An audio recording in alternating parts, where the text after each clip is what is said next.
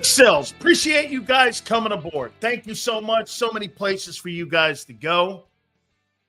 With a league that never sleeps. Okay? 8 days until the NFL combines.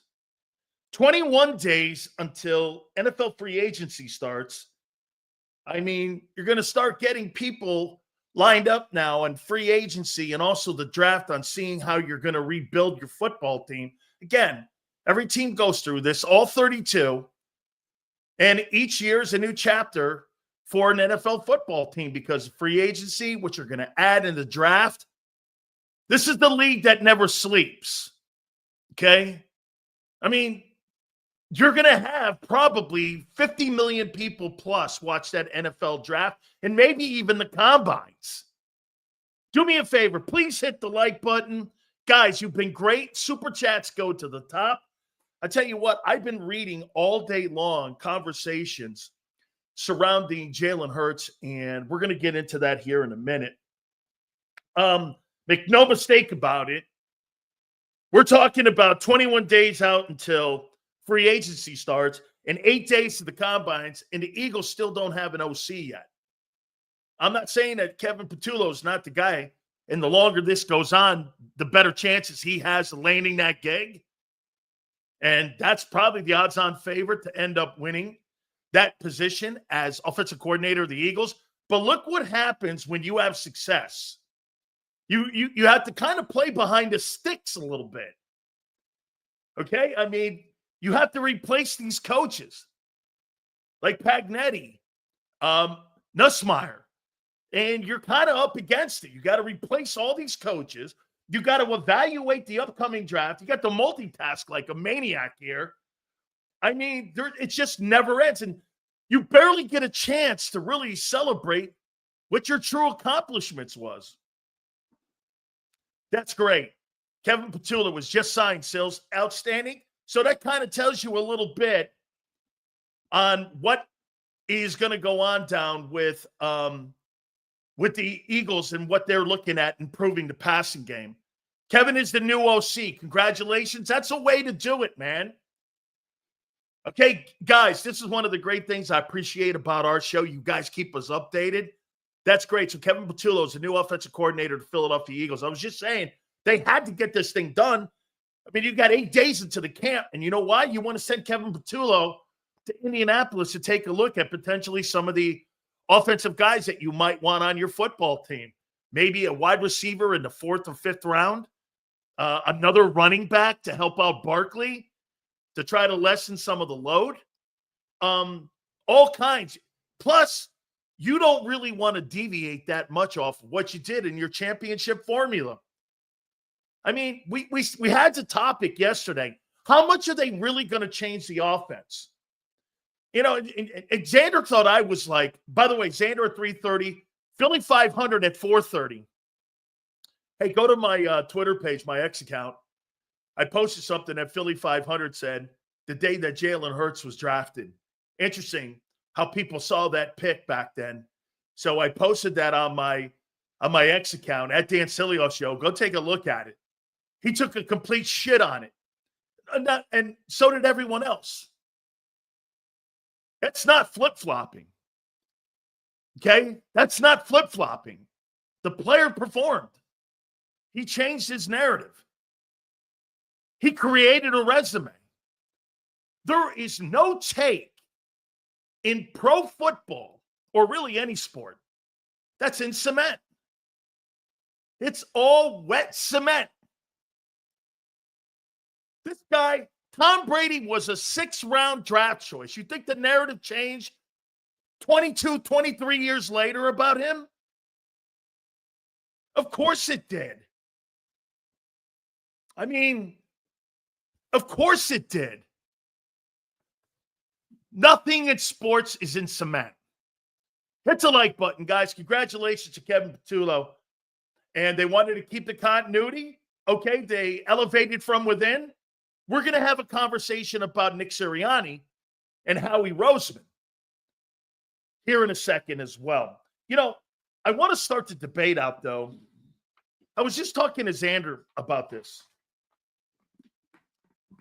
So Pete Prisco, if you guys don't know who he is, he's the lead NFL guy on CBS Sports.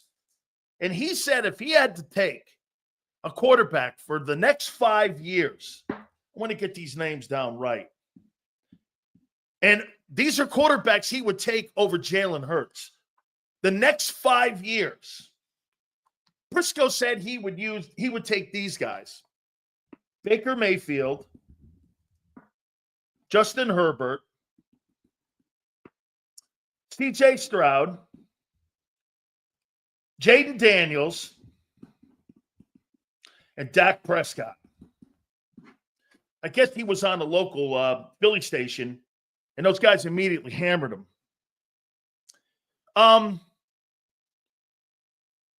That's the head guy at CBS for NFL football. Now, why would he take those guys over Jalen Hurts? Now, before we listen, this is a discussion, okay? And everybody's got an opinion. Your opinion may vary off of someone else's. Your fucking opinion, just like mine, is not the gold standard. So if you have a different opinion and you get your butt hurt on this conversation, you should leave. Because this won't be something for you. There's two sides of the conversation. I see kind of both sides here. Now, look, has my opinion changed or Hurts? I told you this. After he won the Super Bowl, there is no conversation moving forward that you can have him out of your top 5. You can't. Winning has to be a factor. It has to. It's a team sport. The quarterback is gauged on, the head coach is gauged on that. You have to have that in the process of when you're talking about Hurts. Here's my conversation about him. Jalen Hurts wins a lot of ball games. He wins a lot of games. The intangible talk, sure. Are you under the impression Jalen Hurts has more intangibles than Joe Burrow? Because he's won? Brad Johnson's won a Super Bowl. Trent Dilfer's won a Super Bowl. Joe Flacco. And by the way, this is not a conversation to bash anybody. There's two sides of this. I want to explore both sides. Hit the like button. Hey, by the way, again, we're having a discussion here. Okay? Okay. Where would I just told Xander this.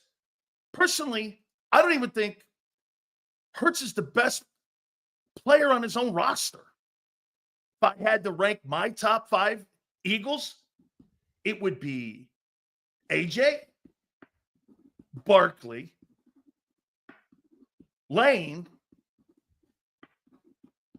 AJ, Barkley, Lane. I would go Carter, and I would go Mulata. I'd probably have Jalen 6th on the roster. Okay?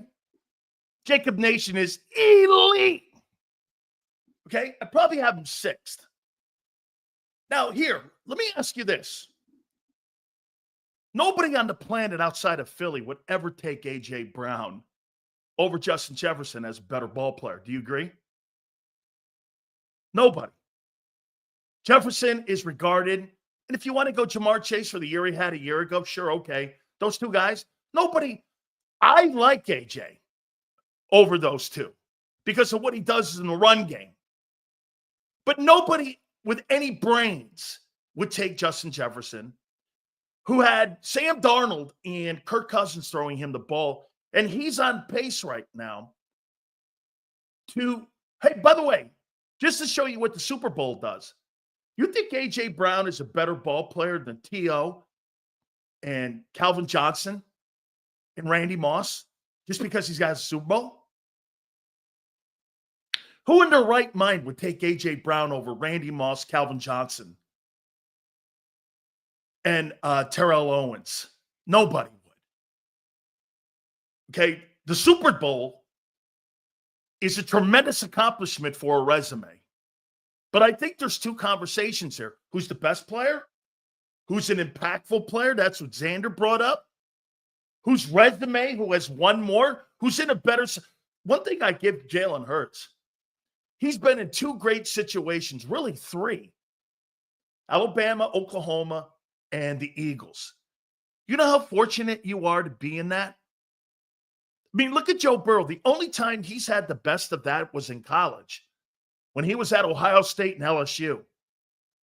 Cincinnati, it's where you're drafted. How many times have I played that clip from the president of the Falcons when they drafted me in my small world? I got to the Buccaneers, and it was a train wreck. For me, for the team, everything. I didn't even know what they were asking me to do. It's actually where you go. A.J. Brown is not better than Megatron. Are you fucking high? Stay with me here. Stay on planet Earth. Okay? What are you telling me? Julian Edelman is better than Terrell Owens and A.J. Brown? Or excuse me, Terrell Owens and Megatron because he was a Super Bowl MVP? What are you, high? Justin is Randy and AJ is Megatron of today's era. I think AJ's a great player. This is not nobody's diminishing one's career here. It's a conversation. Dude, nobody outside of Philly would ever look at AJ and say he's better than Justin Jefferson. Nobody.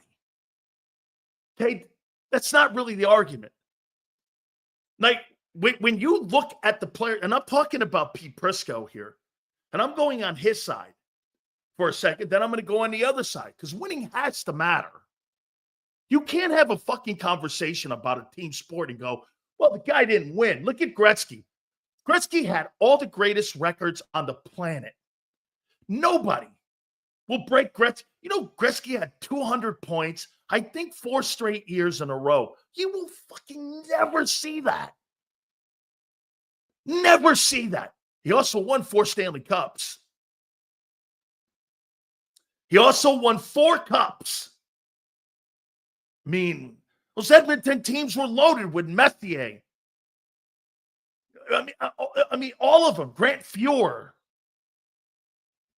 It was a great team, and he excelled on that great team. I get it. Winning has to matter.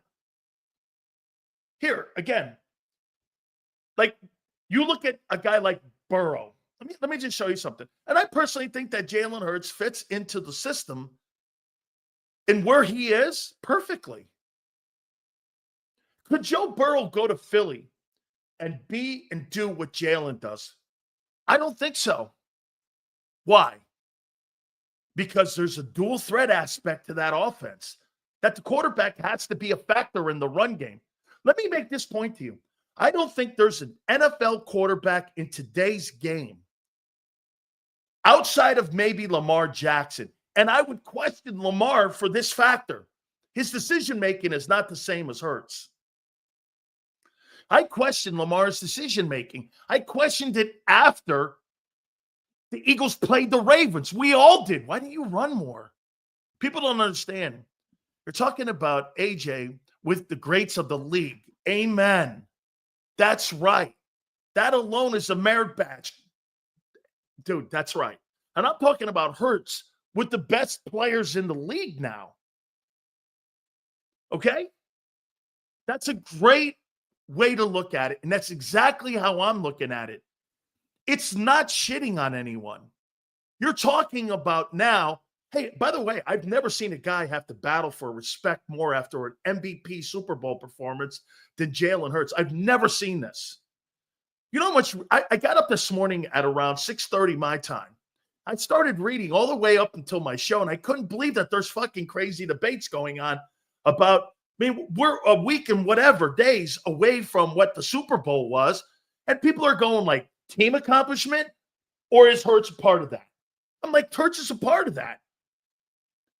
Joe Burrow could not come to Philadelphia and do that. Here's why. Joe would have to run more. He was responsible for Barkley's 2,005 yards. Jalen is not better as a player than those guys. That's a ridiculous conversation. My God. Nobody would say that if you drafted somebody and you put everybody in a draft, Hurts would go number one. Hurts will never be the greatest player in the game. You know why? He does everything so well. But that's a winning formula. Did Brady have the greatest arm? No. Was Brady the greatest reader of defenses? Probably. Did Brady have a great intangible of knowing pre-snap reads? One of the greatest, if not the greatest of all time. Did Brady win with less? There's not a Hall of Famer he played with outside of Gronk when he was in New England. He never played with one Hall of Fame player that won a Super Bowl. Never. Never. There's not one guy he played with in 23 years, 21 years, I think it was, in New England that was a skill set player that won that will go to the Pro Football Hall of Fame. Nobody. That's carrying a football team. Again, we're talking about Brady, Hurts, Manning. It's a great conversation that Jalen's in. Okay? Like you said, that's a merit badge. Randy Moss never won a Super Bowl in New England. Tired of bringing that up. Moss never won. He does not own a Super Bowl. Calvin Johnson doesn't own a Super Bowl ring. Terrell Owens doesn't own a Super Bowl ring. Okay? They're talking about Hurts reminding them of Brady. Man, I don't think so. Maybe in the winning formula, sure. But remember something. Tom Brady has retired the all-time passing and touchdown leader and wins leader.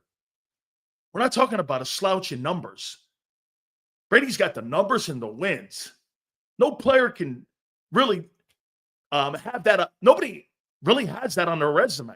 He's got the championships, he's got the wins, and he's got the records. He's got records and rings that nobody may touch ever again because of his longevity. He's kind of more like LeBron when you think of Tom Brady. He's like LeBron and Jordan combined into one guy. Records and rings, longevity. He played like LeBron over the years and won like Jordan.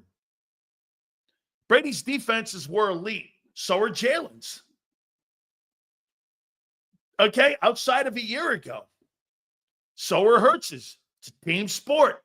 I totally get it. Hey, Wes, there's no coincidence. Brady played with the greatest defensive coordinator in the history of the league. I mean, that guy's got 9 Super Bowl rings. 9 rings. Just to show you a little bit of what folks have been saying. And again, I'll get to where I'll talk about how I see it, what everyone's been saying, and where he is now, and versus the rest of the league. Here, this, for instance, here. Let's do this.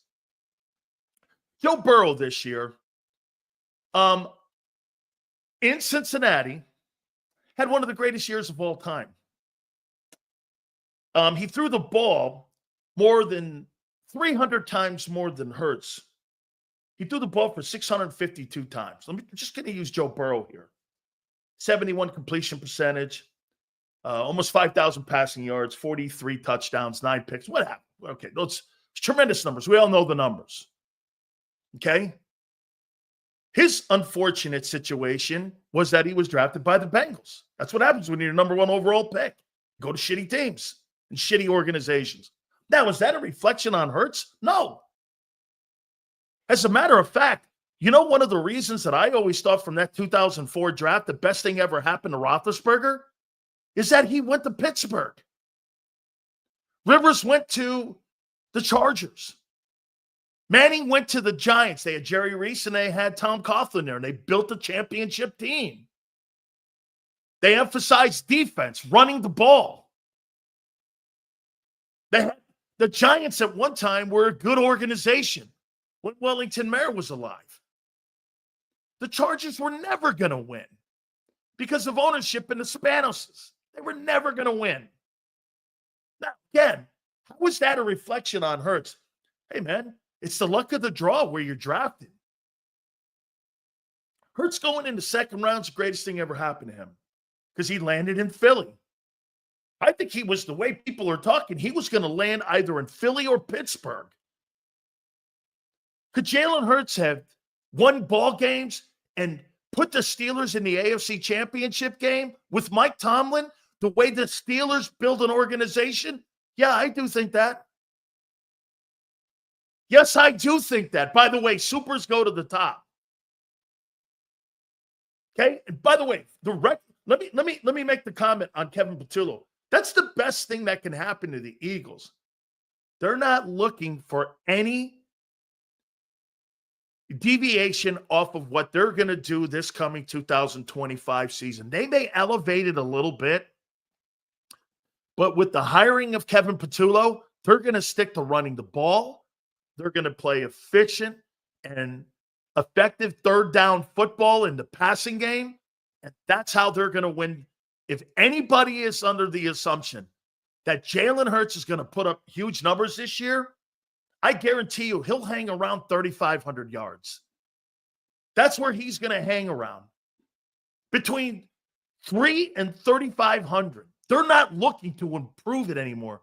It's just you got to love all the Italian staff, Fangio, Patullo, Sirianni.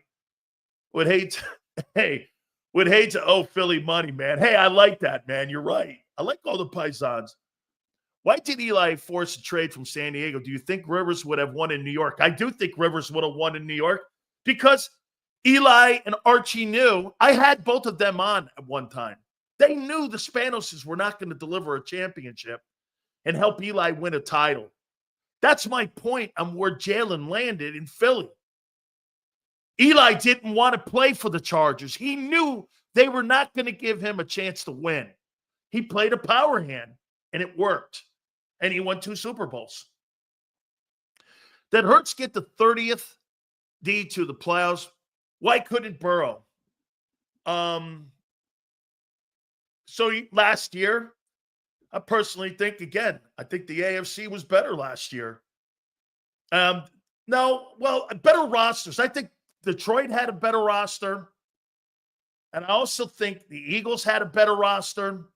At the end of the day, Washington ended up being a pretty good football team. I just think they're deeper over on the AFC side with lesser teams. The quarterbacks are on the AFC side. The rosters are on the NFC side. Okay? Hey, do I think Detroit could have beat and maybe Washington could have beat the Chiefs? I do. That's a testament to the Eagles and how good those top 3 teams were in the NFC. I think Detroit would have killed Kansas City.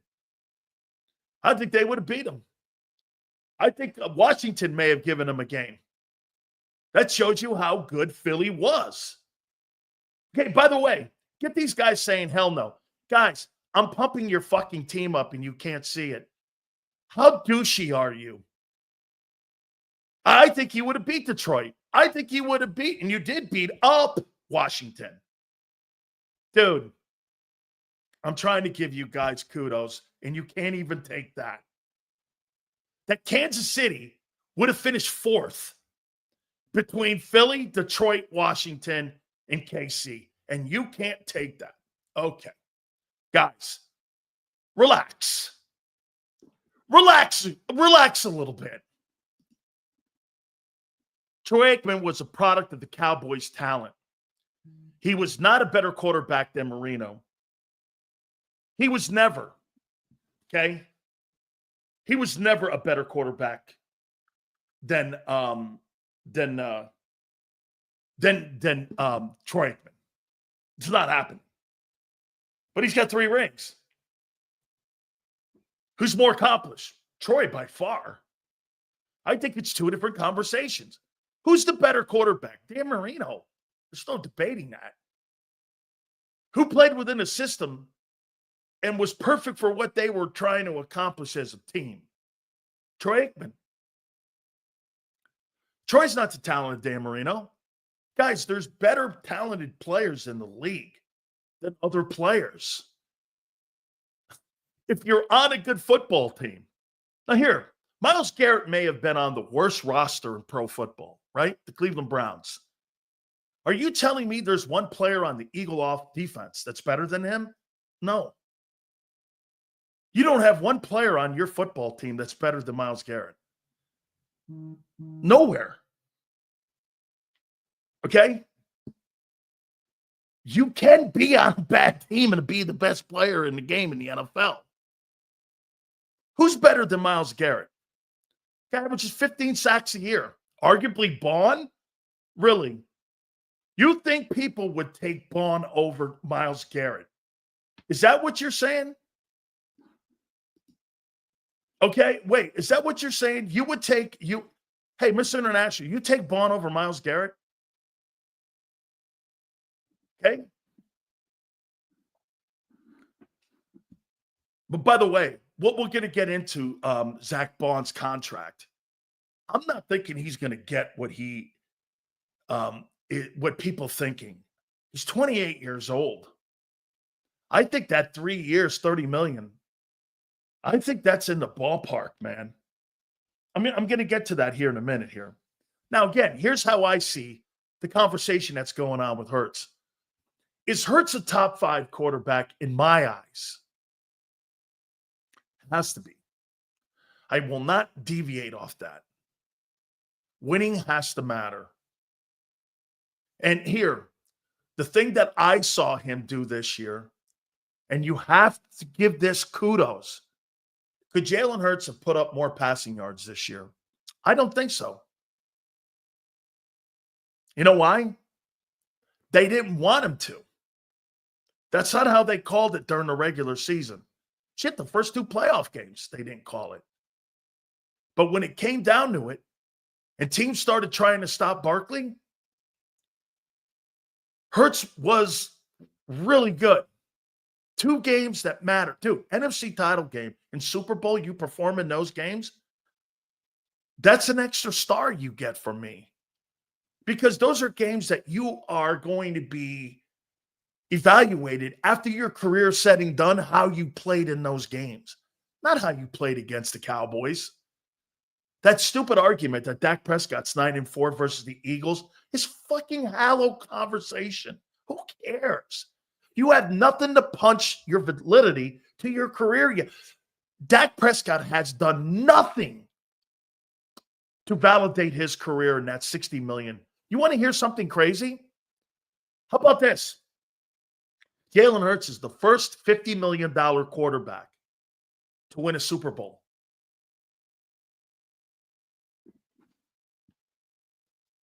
Put that under your hat. He's the first $50 million quarterback to win a Super Bowl.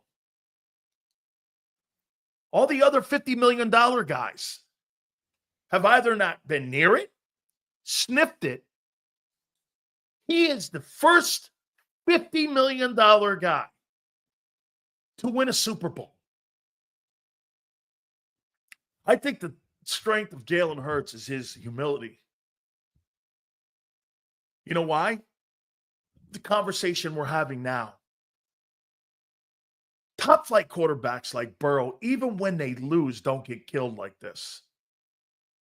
That there's even a conversation about them. Hurts wins the MVP. Is still fighting for respect. That's always going to be the dialogue. I mean, I don't think he'll ever break that until, here, I'll give you another Brady comparison to Hurts. By the way, guys, do me a favor. Please give me a total on the likes. Super chats go to the top. I don't think Brady ever got his respect until he won that Super Bowl in Tampa. Do you guys agree? Hey, New Jersey Fishing Maniac, do you not agree? Brady got his respect when he won that Super Bowl in Tampa. He was 43 years old. when he got his respect. 43. Because you know why? People went, holy shit, he won without Bill. He won without Bill. He won without the New England Patriot organization. Okay? The idiot in here says that Brady made Belichick. That's an absolute lie. Because it's a team. Who made the number one defense for the Patriots? Who drafted all the players around him? Who found free agents around him? Belichick built that organization around Brady the way he saw fit. Made him? Belichick made Brady. Then Brady took it from Belichick. Okay? Who built the roster? Brady wasn't making trades. Brady wasn't signing people.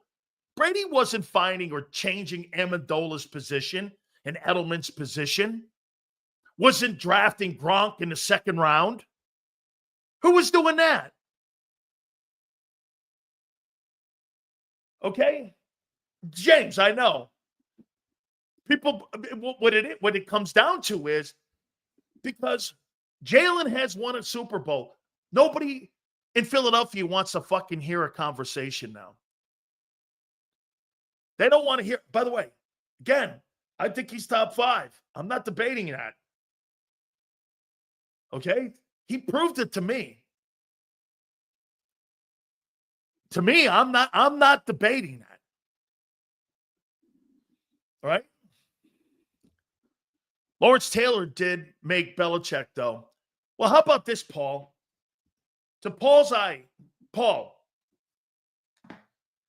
isn't it funny, Paul, that Belichick coached the greatest defensive player and the greatest offensive player in NFL history? Do you think that's a coincidence? Or what? It just so happens that Brady had Belichick and Lawrence Taylor had Belichick. So to you, Paul, that's just a coincidence, right? Okay. So you're telling me that if Lawrence Taylor had gone to New Orleans, he would have been the same player? Probably.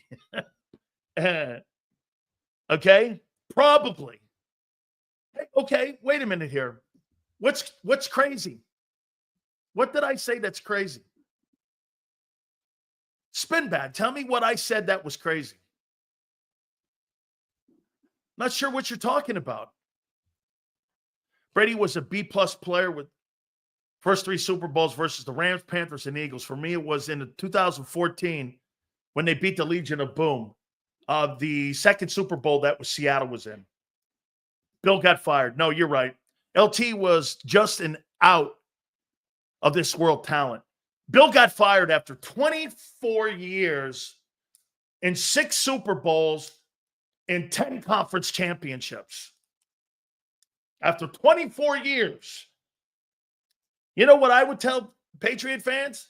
I'll take the next 5 years of losing and winning only 2 games to win 6 Super Bowls in 20 years. Yeah, you're right. Boy, Bill, at 72 years old, you're right. It was time to fire him. 20 years. You'll never see a dynasty like that in NFL history again, where a quarterback went to the Super Bowl every other year. Okay? You'll never see that. In Brady's 20 years in New England, he went to 10 Super Bowls. You'll never see that. Okay? Never. And Bill sucked. Okay. Sure. How about this one here? So how I see him. You can't take winning out of the equation. It's just impossible in a team sport. It's a really great debate. How do you see Hurts? Is Hurts one of the top 5 talented players in the league at that position? No. Is he one of the top 5 quarterbacks in the league. Yes. It's two different conversations. They're not the same. And people get that clouded. Me, you have to add the wins. You can't just dismiss that. Justin Herbert has a better arm and is better in the pocket than Hurts. Hurts takes 48 sacks. What does Herbert do? Well, Justin Herbert has flamed out in the postseason. Okay. Is that on him? Yeah. Is that on the organization? Yeah. It's on all of them. Why does Jalen do more in the postseason than these other guys? Jalen's a smarter decision maker. He's got a skill set that helps him. He doesn't need his arm to win games. These other guys we're talking about, they need their arm to win games. How many times has Tom Brady said, I wish I could have took off running because I would have. But I had to. Tom Brady has to be more efficient at reading defenses than Jalen.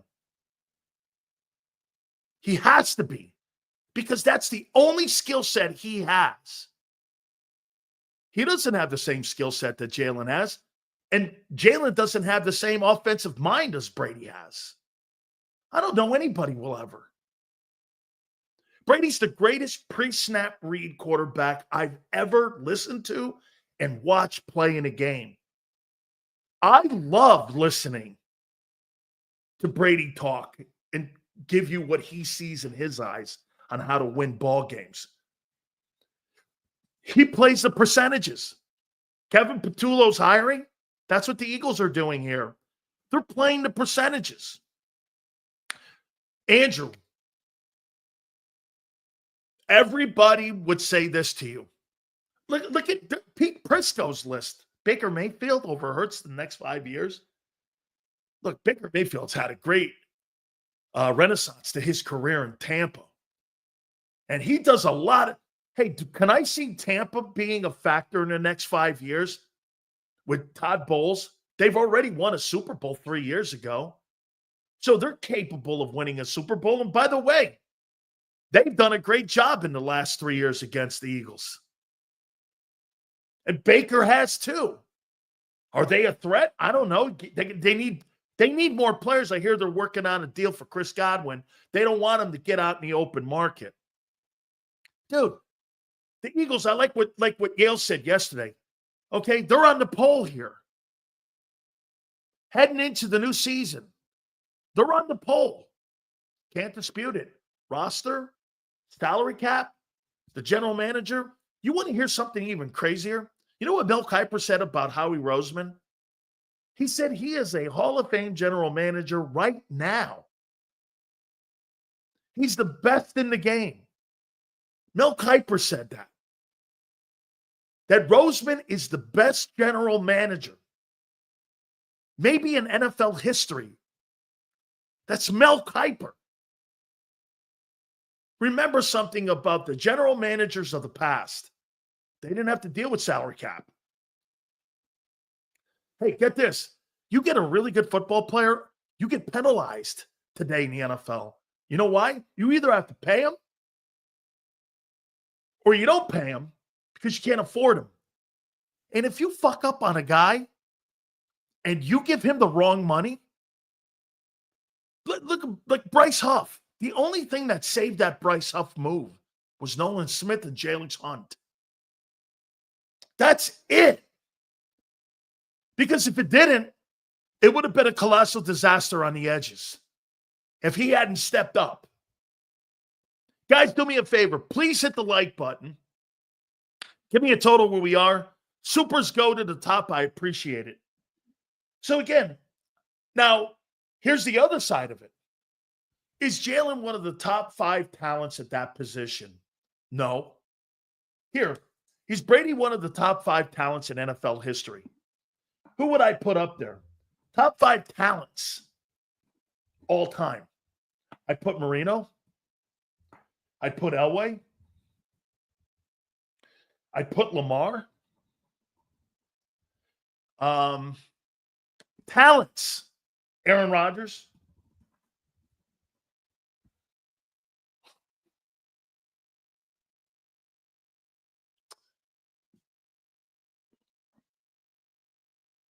Mahomes.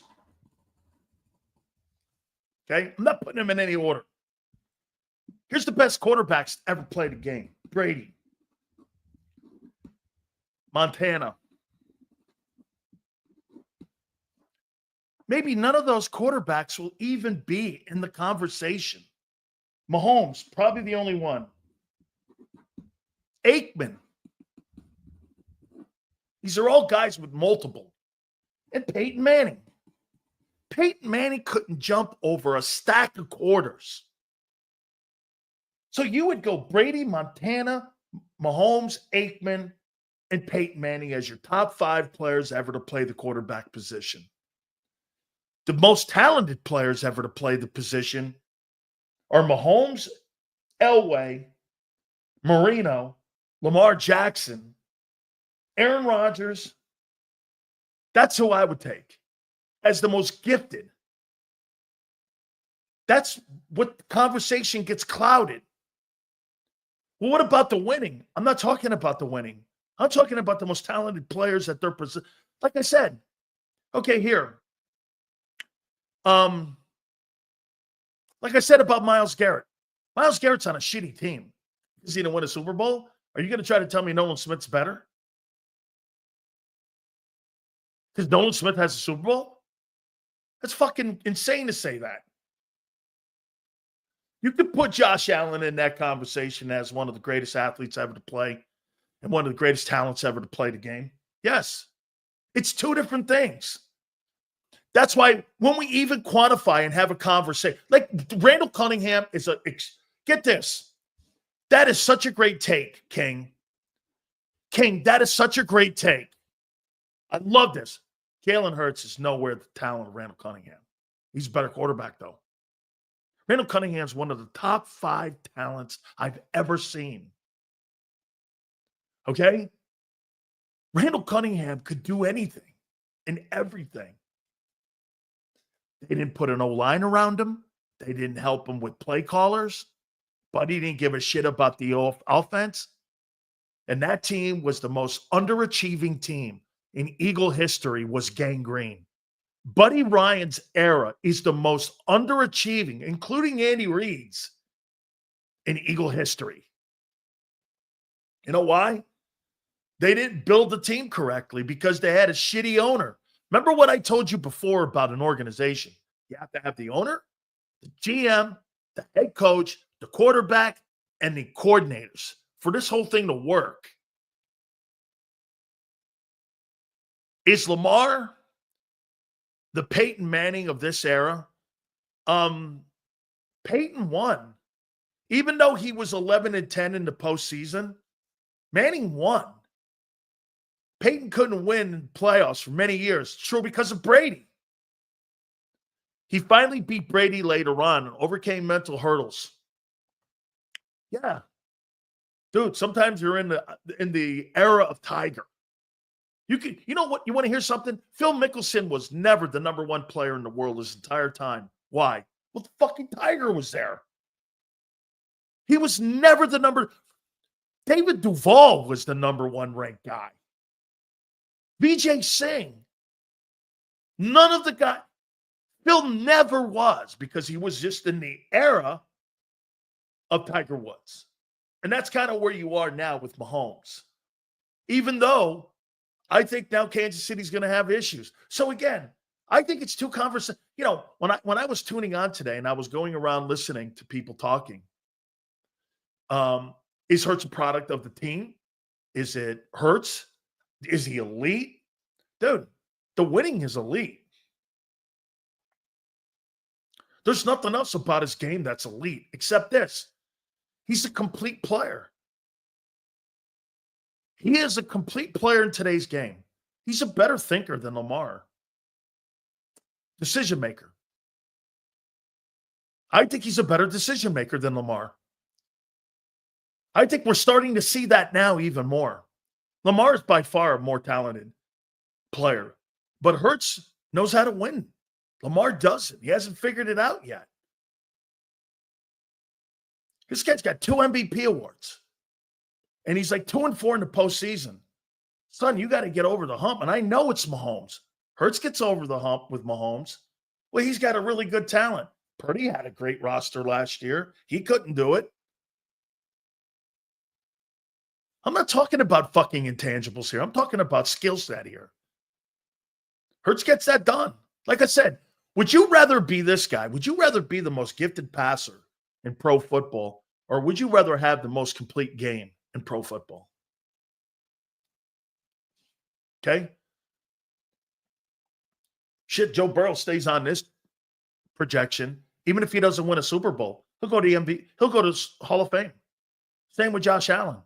Lamar's keeps it up. He's going to Hall of Fame, even without a ring. Those guys are going to go to the Hall of Fame.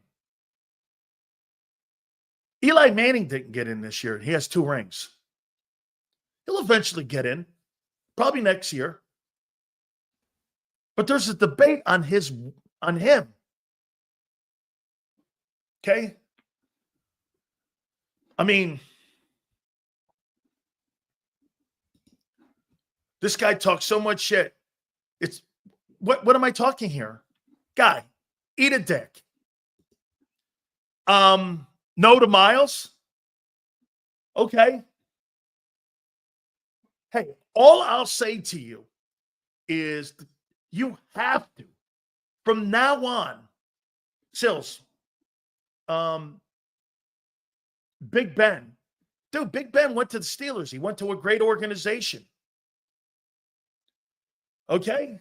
I mean, he went to a great organization. You have to go to a great organization for you to win. Dude, that's the worst thing about getting drafted early in the draft and at the top of these drafts. Like me going to the Bucks, ugh. Dude, the Bucks stunk. I mean, the organization from top to bottom, the owner, the GM, everybody, everything was terrible. The roster, the attitude,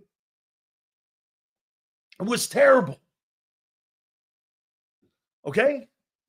So, once again, hey, guys, do me a favor. Give me a total on the likes. I appreciate it. You have to put Jalen in the conversation of top 5 guys. Are you talking quarterback or are you talking talent? That's what you should be telling people from now on. What's the difference? Well, take a look at who gets paid. I think you guys, maybe I come from it from more of a player's aspect. Players don't get paid on Super Bowls. They get paid on if you keep your team in around the rim. Or some guys don't even get paid like that. How many times has Kyler Murray been to the playoffs? Guy makes $48 million. Stills, on your talent list, don't forget Terry Bradshaw with his 4 Super Bowl wins. Terry Bradshaw is not a very talented quarterback. But I'll tell you what, when it comes to the all-time great quarterback guys like Brady, Peyton Manning, absolutely Bradshaw's in there.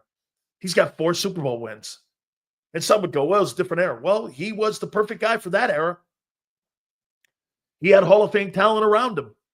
And by the way, he ended up getting his ass to the Hall of Fame. You say whatever you want. Okay? Now, look, that's what the conversation has been going on.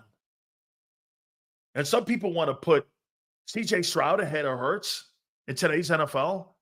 I'm not doing that.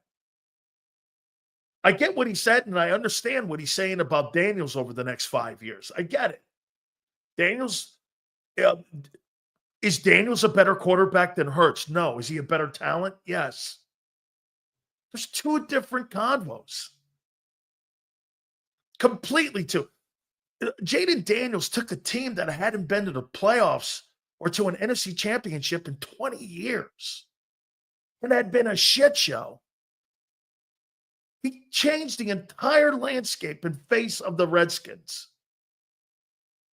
His first year was one of the best of all time. I didn't hear your thoughts on the new OC, Kevin Patullo. Do you agree or disagree with the decision to elevate Patullo to OC? As long as they stay, Crowley, as long as the Eagles stay with their formula, which now tells me they're going to, and they may elevate the passing game just a niche, like a 5% to 10%, he's the perfect hire. If you're looking to try to reinvent Hurts like they tried to do in 23, it's a colossal, horrible hire. It's a horrible hire. But we'll see. We don't know yet what the plans are. A.J. Brown's not going to go through another season being a decoy. That's an opinion.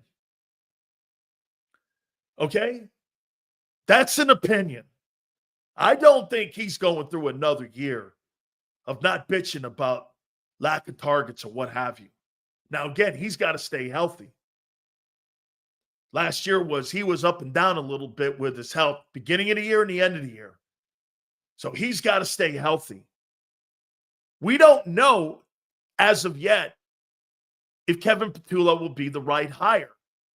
We're assuming with this hire that they're going to status quo it, meaning they're going to stick to what the formula was a year ago. You know what that means to me?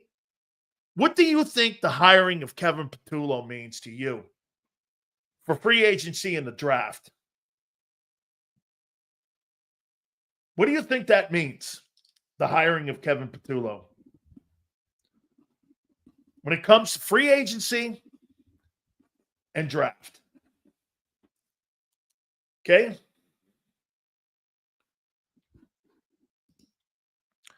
Draft a running back, tight end.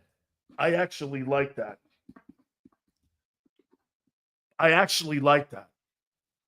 Need a running back. That's right. Okay? That's right. You need a running back and a tight end. And another blocking tight end. Because you're going to stick, I'm assuming, with the hiring of Kevin Patullo, it tells me a lot of where I'm going in the draft. That 32nd pick just might be a tight end. If one's elevated enough to be up there at that position, they may trade out and go down to the second round and get a guy. Now you understand. Let me tell you, the hiring of this guy is starting to tell you. Because if they go into the season and they start throwing the ball 33 times a game, that's a disaster. That wasn't your formula, how you won the Super Bowl. You're not going to change off of what was successful. Remember how many times in 2023 I kept saying, why are you making Hurts do shit he's not able to do? Why are you doing this? Why are you trying to change him? How many conversations in 23 did we have where we were saying this? Why are they doing this? Why are they trying to change him? Why are they trying? This year, that conversation never existed. He did exactly who he was. The quarterback that you see right now, he'll never be better than 22, and he'll never be as bad as 23. And this year, you won the Super Bowl. This is Jalen Hurts. We're going on 6 years now. Okay? Will he get smarter? Yes. Will he get better at reading? Yes. Will he get better at setting blocking protections? Yes. Experience? Yes. Skill set? No.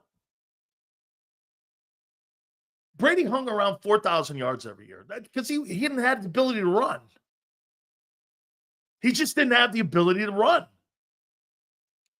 Like I said, check it out. Hurts will never be better than 22. Some of you will assume it. Okay, well, that, again. And here, Hurts will never be 22. He won't be 23. So you got to settle on a Super Bowl year. Are you okay with that? Surely I am. I mean, if 4,000 passing yards versus 2,900 passing yards, one resulted in a Super Bowl, what do you fucking care? What do you care? Okay?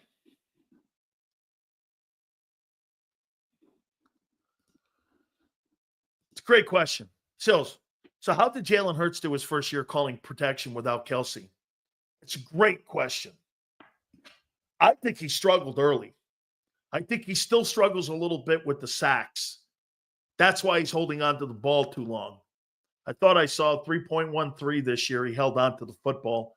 It's the longest he held on to it in any time so far he's been a starting quarterback. I think he got better as the season went on.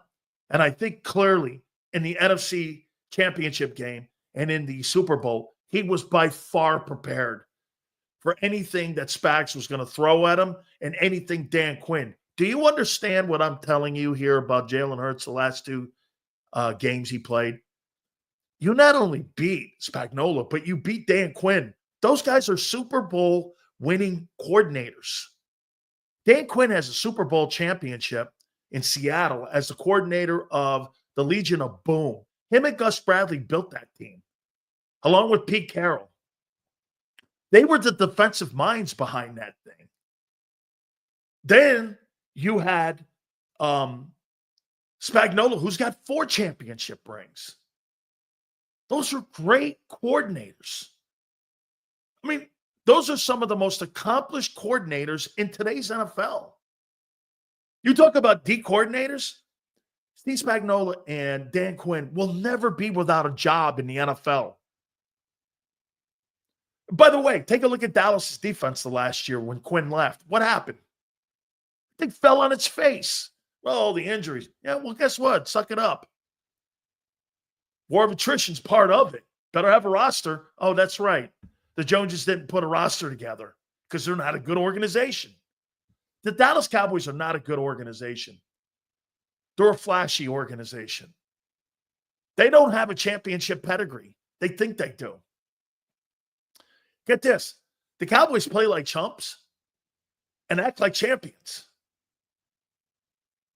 I mean, the only thing the Cowboys win, they're champions of the offseason. And when real football comes down to it, the team in the NFC East, the Eagles, they dominate them in every aspect. Coaching, front office, money, dispersing of money. There's nothing Dallas does well that's better than anything in Philadelphia. Nothing. They can't even sign. When's the last time the Cowboys found a free agent like Zach Baun, Hassan Reddick? When's the last time they found somebody like that? They just parachuted in. All of a sudden, they developed them into a great player. Shit, they can't even develop their own draft picks. Cowboys are like Geno Steaks. Huh? Mikey, how you doing? Dallas is not built for championships. They're built for TV. They're built for drama. Patullo has been here when we had Shane and Kellen. Would we expect to see more of a return of the RPOs to benefit Hurts? I would say this to you, Abe. Why would I want to get my quarterback hit? Why would I want to do that? Shane Steichen got Jalen killed. Shane Steichen got Anthony Richardson killed. Why would I want to put Hurts in harm's way? I'm trying to limit the hits on my QB, not ramp him up. And if I got Barkley in the backfield, why would I want to ramp? Now, situational RPOs, yeah. They ran more of that a year ago. Dude, without Jalen Hurts in the huddle, this is my conversation about Burrow. Could Burrow have won a Super Bowl in Philadelphia this year with the formula that they ran? I don't know. Maybe. He can't run. The quarterback has to run in the Philly offense. Okay.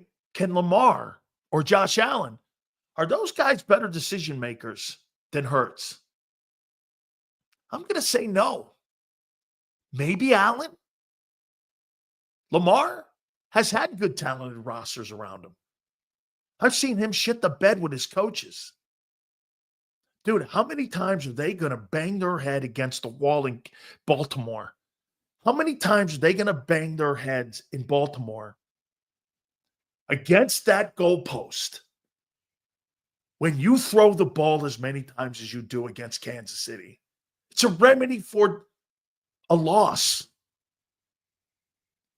To beat Kansas City, you got to run them over offensively and defensively. Or you have to have the threat of it. Got to stop Barkley. Got to stop Barkley. They completely forgot the passing game, which opened it up. And Jalen was able to take off running. I will give this to Jalen Hurts. He is a better decision maker than Josh Allen and Lamar Jackson. Better decision maker. Isn't decision making what wins Super Bowls? Man, you don't have to have talent, but you better have decision making qualities. Because when it counts, you can have the greatest arm, the greatest talent, but if you don't have the best decision making, you're not going anywhere. After this year with Philly, Ravens and Lions, more defense will be gearing up for run stopping like the old days. Correct. Xander, I miss the Superman. If I can get that. Guys, do me a favor. Please hit the like button. I appreciate you guys coming aboard. Also, don't forget, hit that like button. Guys, I appreciate it. Xander will join us at 3:30. Here, could we see AJ and Devontae more involved in the run game like San Francisco with Debo? We saw Goddard utilized this way a few times in the playoffs. I think they need another tight end now. I think that becomes more of a premium in the draft now because of Kevin Patullo. Do you think Kevin Patullo helps Jalen grow? In my opinion, I'm more concerned about who we are hiring at quarterback coach. I could be faded. How about this, Matt? Help Jalen grow. You saw growth in the NFC title game and in the Super Bowl in progression reading. I don't give a fuck about a deep pass, strong arm down the field. I care decision making. Here, here. Could you make the argument that Hurts is the best decision making quarterback in the league? Lamar is so much more talented, but he does not make the decisions that Jalen does. Knows when to run. The only problem that Hurts has is he takes too many freaking sacks. Now, was that a factor this year? No. Why? Because you got the Lombardi Trophy. Could it be a factor going forward? Yes. Remember something. The Lombardi Trophy covers deficiencies. You can no longer say this, well, the Eagles need to play in the preseason. Why? We won a Super Bowl last year doing it our way. We went to another one doing it our way. You're wrong. They're right. They've got facts on their side. So they start out in September, the same way Merrill Reese said, like preseason for them. They're 2-2. And after the bye, actually, think about this. That bye we all bitched about turned out to be the greatest thing ever happened to the Eagles because they adjusted in week 5. And from that point on, would they win 16 to 17 ball games? I mean, shit. That bye ended up happening at the best time for them. They may have been tired by the end of the year, but after that 2-2 start, they were never the same team, especially on that defense. Okay? Sills, in the A.J. Jefferson comp, you can take A.J. because his intangibles make him a complete player, even though Jefferson is more talented. Why do you discount Jalen's intangibles when comparing to the other quarterbacks? I just told you, Bob, you don't think decision-making is an intangible? I think it's the number one intangible. Leadership, all these guys are leaders.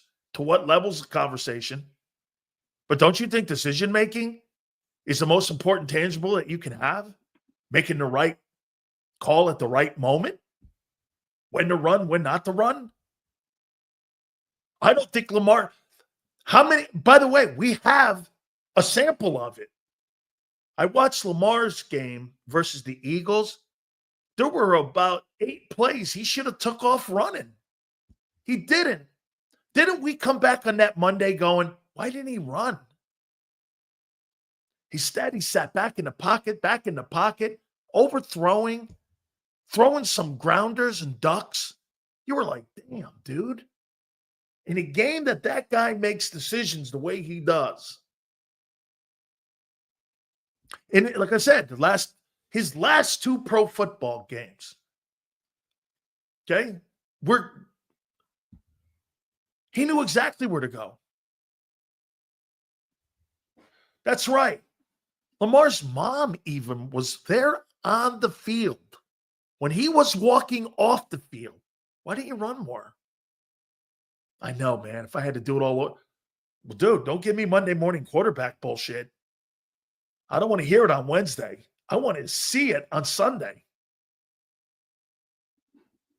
Okay? I mean, I want to see it.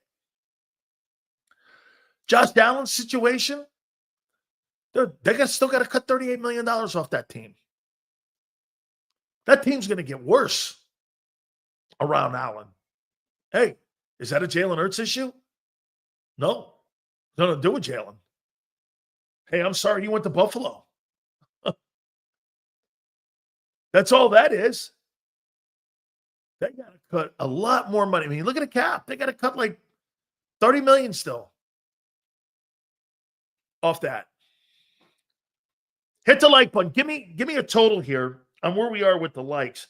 It's quite a debate. And one more time on the Kevin Patullo hire. As long as they stick to what they did a year ago, running the football, me now, how I see this. Now, there's 2 ways of looking what the hiring of Kevin Patullo is. So you elevated from within. Okay? You elevated from within. What am I looking at in free agency in the draft? Okay, so I'm going to probably run the ball more. When I take the 3 wide receivers out, the 3rd wide receiver out, put a fullback back there to help Barkley, go 2 tight end set to help the run game more, and to give Hurts another intermediate target.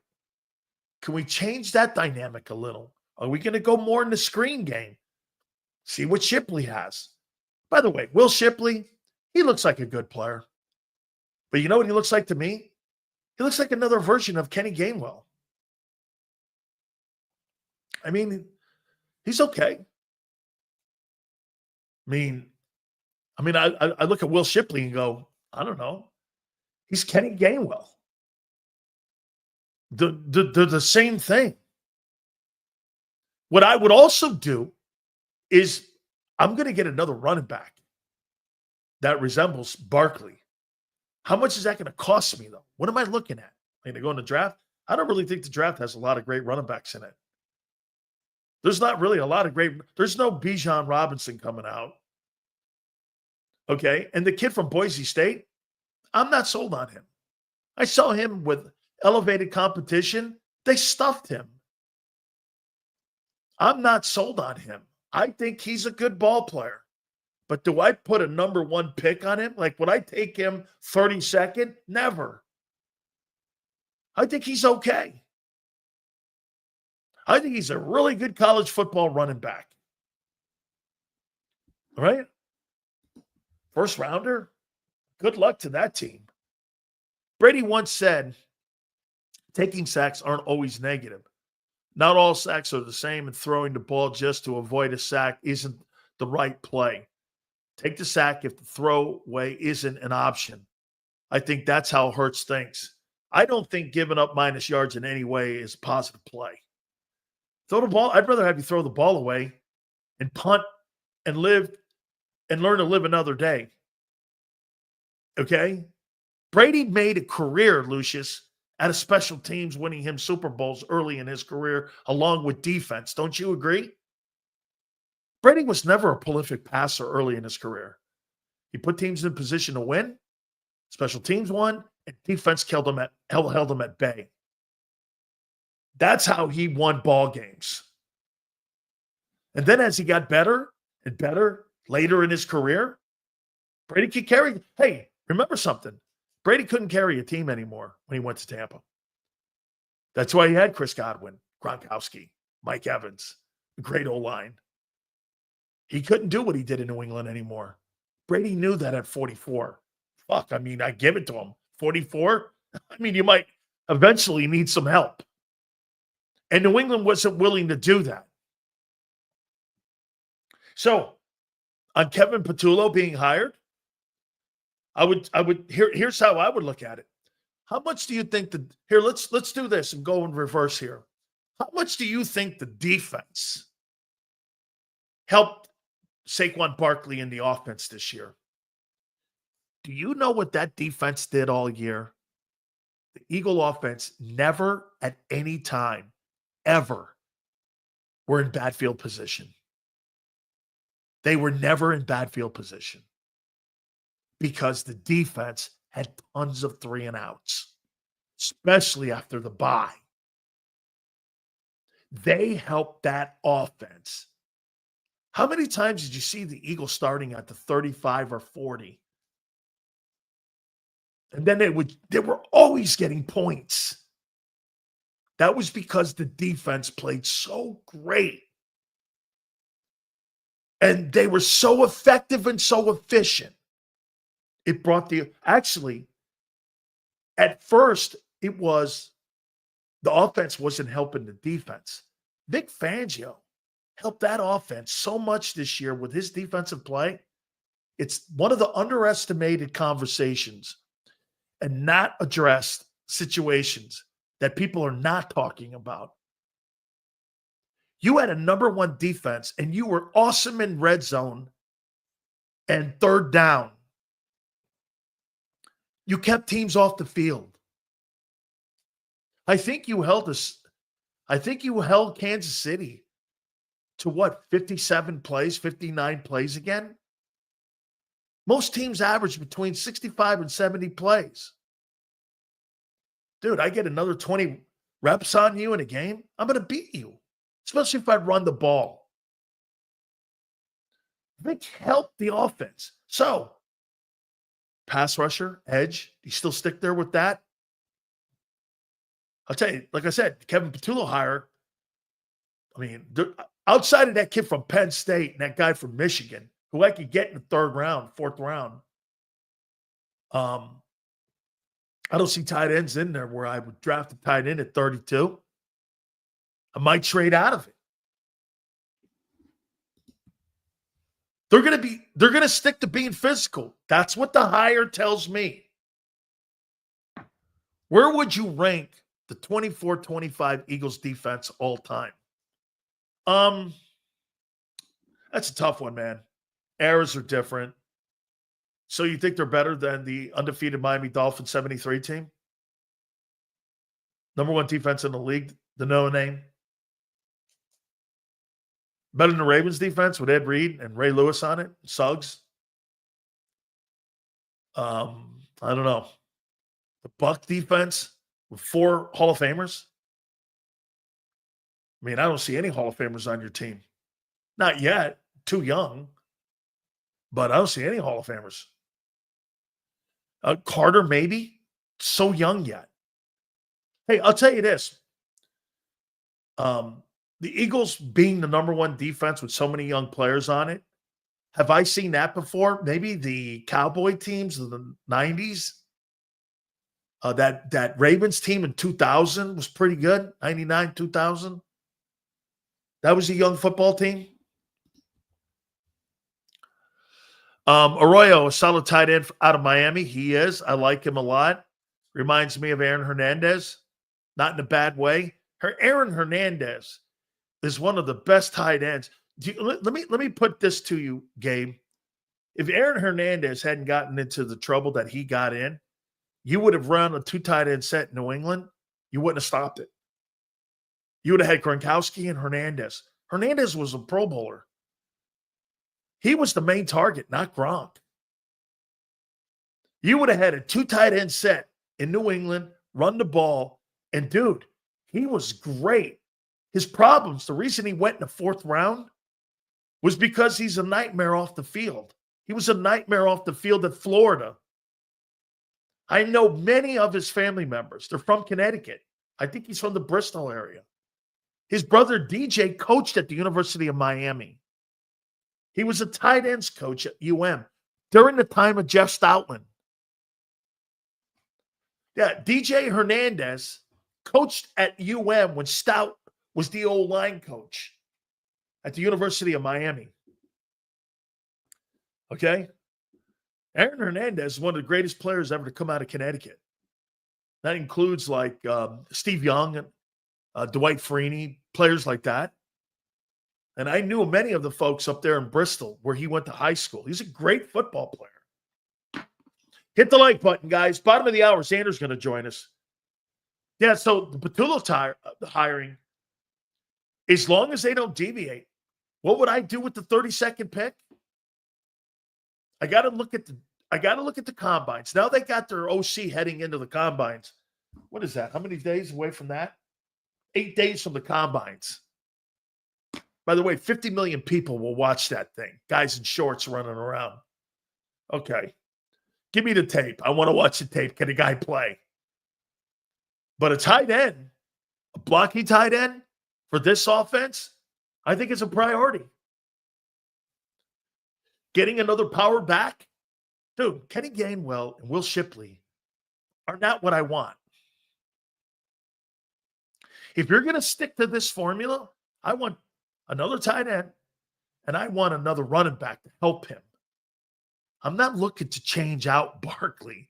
I'm looking to help him and Hurts. Man, if I could, look, I'm never going to take away Jalen Hurts' ability to run. To go back to the conversation we started here, God, we spent a lot of time on this. Dude, Hurts has got to be.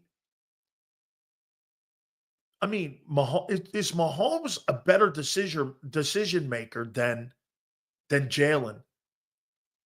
Does Jalen do more with his ability than what Mahomes does with his? Probably. Mahomes. Probably. But Mahomes is so gifted of an athlete. I think he gets lazy. And I think he leans on that ability. Hurts leans on his thinking. Dude, I don't care what you fucking think about winning. And I think it matters a lot. But his decision-making is his greatest intangible asset. When to run.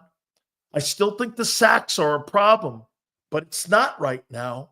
We'll see if it goes into 25, it becomes one. Again, the number one wideout that he has is the Super Bowl. He can wipe that out. Well, I took a lot of sacks. Did it matter? No. You wipe that out for now. That's a great comment. Mahomes is not disciplined. I think Burrow's disciplined. I don't think Josh Allen's I think Josh Allen's gotten more disciplined. I do not think Lamar Jackson is a disciplined player. I do not. That is a great freaking, let me tell you something. That's why Jalen wins. Right there. Brady's disciplined. Think of the greatest quarterbacks in the game's history. They were all disciplined. Goes back to his dad, Bama, Riley. It's a fundamental skill set he talks about all the time. That, to me, right there, is the reason Hurts has the winning. I think he's more disciplined than Mahomes. I like that word, patience. Dude, leadership, that's great. The winning, talk about how he gets to the wins. It's the discipline, the patience, and the trust he has in himself. Does Lamar trust himself? Yes. Is he disciplined? I don't think so. I think Allen has become more. I think Joe Burrow, in my opinion, he's the antithesis of what Jalen is. Not going to run, but would we not agree that Joe Burrow's probably the best pure passer in the game today? Would we not agree to that? Do me a favor, guys. Please hit the like button. Thank you, Matt. Top 3 draft priorities. Free agents, anyone you like. I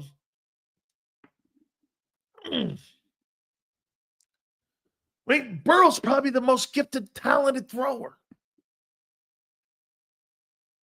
Right? But he doesn't have the one intangible that helps him get out of trouble. What's that? He has no ability to use his wheels. You know, Hurts is like a one-off. Is he the great, most accurate guy? No. Is he like the greatest passing arm? No. Is he the greatest runner? No. Does, like Eric Allen said, he does everything so well. And then the processing of the information is why he is where he is now.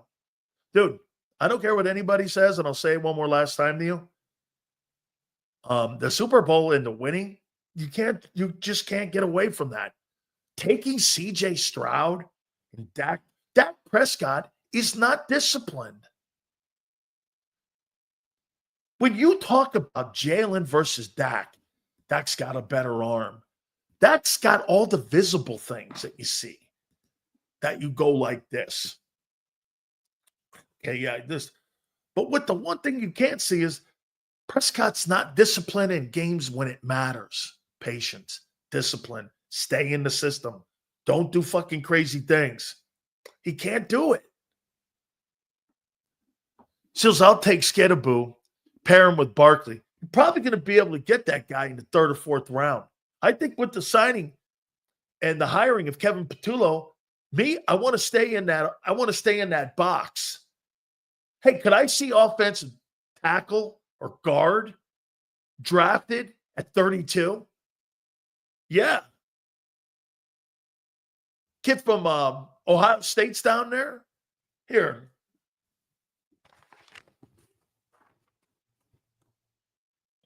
Kid from Bama. Down there. Tyler Booker.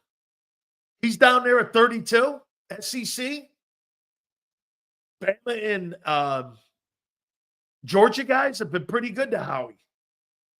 Could he sit there, trade out of it, see if he goes in the top end of the draft? Get this. Howie's down there at 32. You know what I do? I go to New England and I say this. How would you like that pick down there at 32? What does that do? If you trade that to New England, that 32nd pick, what does that do for you? You might get the next 2 picks in the 2nd and 3rd round, the first pick in each round. Because that's a word, or whoever's got it. I know New England's in the top 2 or 3. You get the 1st or 2nd pick in the next 3 rounds. I might like that. Know what I'm saying? You trade out of 32. You get the 1st pick in the 2nd. Then you get the 1st pick in the 3rd, maybe even the 4th. Would you want that? See, the thing with the Eagles is plugging holes now. You need an edge rusher. Then you could parlay some of those 2nd and 3rds. Shit, dude. You could build your whole team off 2nd and 3rd round draft choices. Get an edge. Get a back. Get a tight end. Get another old lineman. That 32nd pick is not what you want to do. Is you want to make deals with teams that have multiple picks and are at the top of each round. Like I said, I mean, Kevin Patullo now, for me, maybe 5 to 10% are going to improve the passing game. Maybe. They're going to stick to the formula. Because if they don't, it's a horrible hire. Go out and get a passing guy. Even Kellen Moore changed. Why would Patullo change? Kellen Moore is a drop back coordinator. He changed to run the ball. You're telling me Kevin Patullo's going to change? Why would he change? Kellen Moore got the Saints job because he changed. You know the only reason that Kellen Moore got that Saints job? Because he adapted. If he stayed with that Dak offense, he'd be fired. Why would he change? Right? So they're going to elevate from within. Bro, no problem. You got the Lombardi Trophy. It's the best wideout. Philly 500. Hey, you guys got to take a look at that video I posted on my Twitter page. Oh, my God. They drafted Jalen Hurts. Hey, don't worry. I got blasted on CNN, so I'm in the room too. Hey, I'm in the room too, okay? So I'm taking my lashes with that. All right. Guys, do me a favor. Give me a total on the likes. All supers go to the top. Philly 500 will join me at 4:30. And now, without further ado, our good friend, Big C, Xander Krauss. How you doing, brother?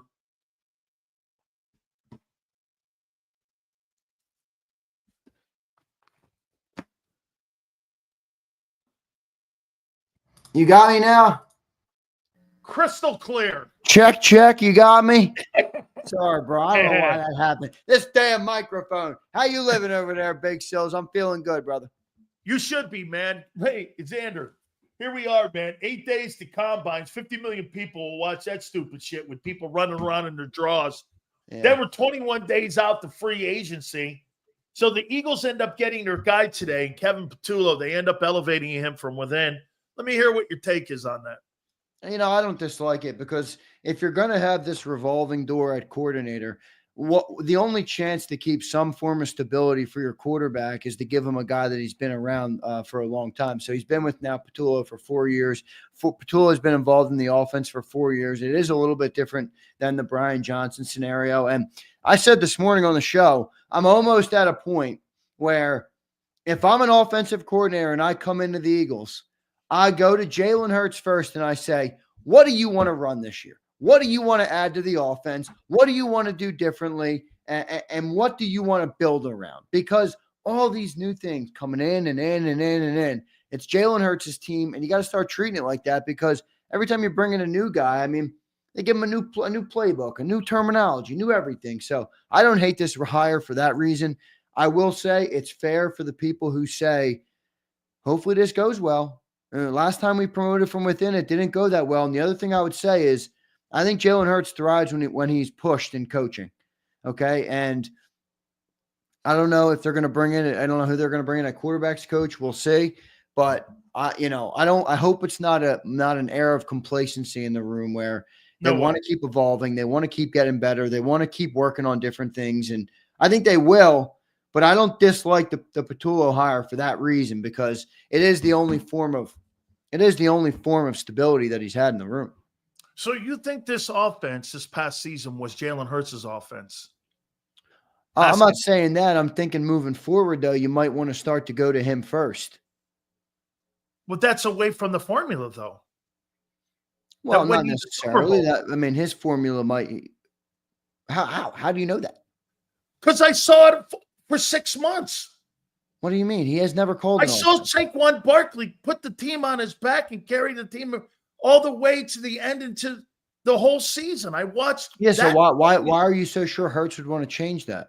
I'm not. You're saying that you would go to him and ask him what changes he wanted when I'd be like, I think the Kevin Patullo hire is telling you that they're not going to have much change. And if anything, it's going to be a subtle change. I think if you wanted to get a passing guy, you would have went outside the organization and brought a guy in. Yeah, I think I don't think that they're going to.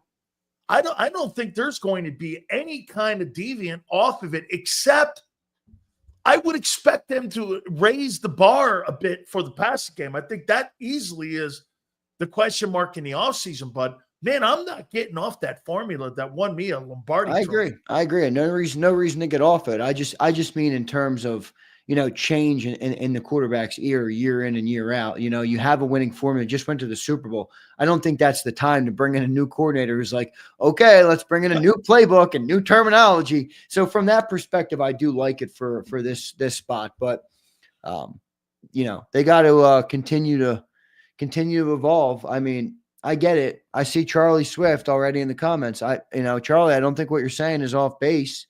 Last time they elevated from within, it hasn't typically gone well. Even going all the way back to the Andy days. I mean, promoting from within, it hasn't really been the right move for this organization. I happen to think it is in this moment. But, the other thing is, I think this is this shows that the coaching staff has re-earned the trust of the front office, because this is a Nick Sirianni guy. So he's earned it. He won a Super Bowl. He led the team to a Super Bowl. And I think it shows you that the front office is going to let him make a decision again. That was one of my topics here. Let me go down here to this one. Sirianni wins now the Super Bowl. He's got an NFC championship. The OC hiring, as you just said, here's a coach.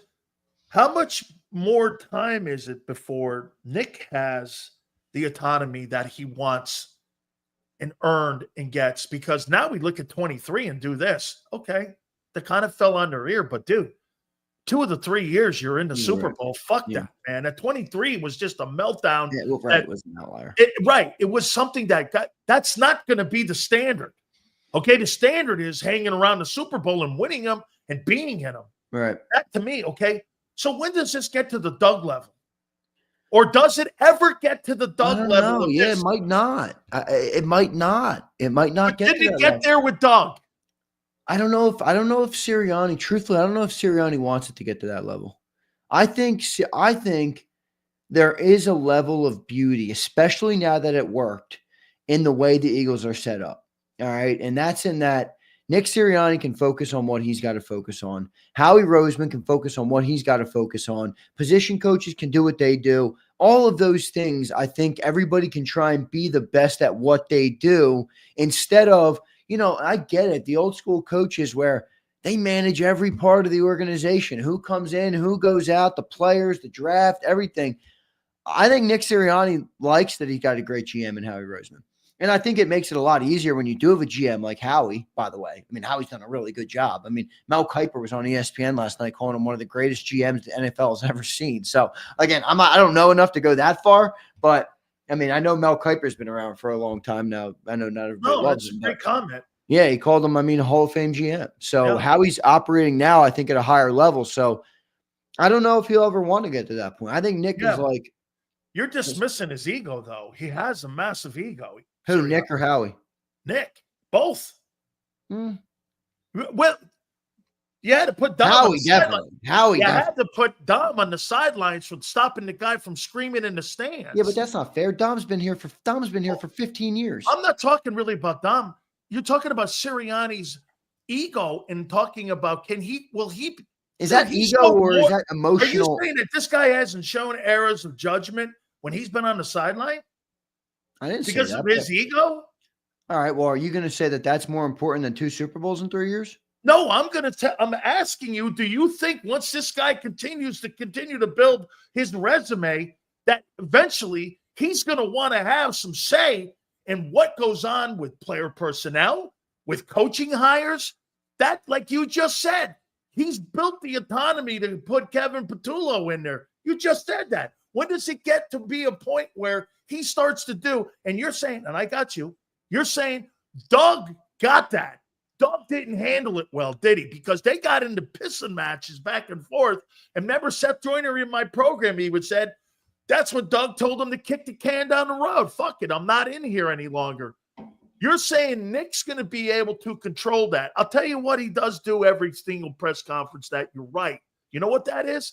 He always brings up Howie in personnel, in the evaluating of the talent. the coordinators that he talks to. He does do that. And John McMullen wrote a column, The Politics of Nick Sirianni. So he probably gets the room better than what Doug got. So you're probably right where he's going to control that. Hey, and by the way, like you said, if I got a stiff general manager in there, I'm not fucking listening to that guy.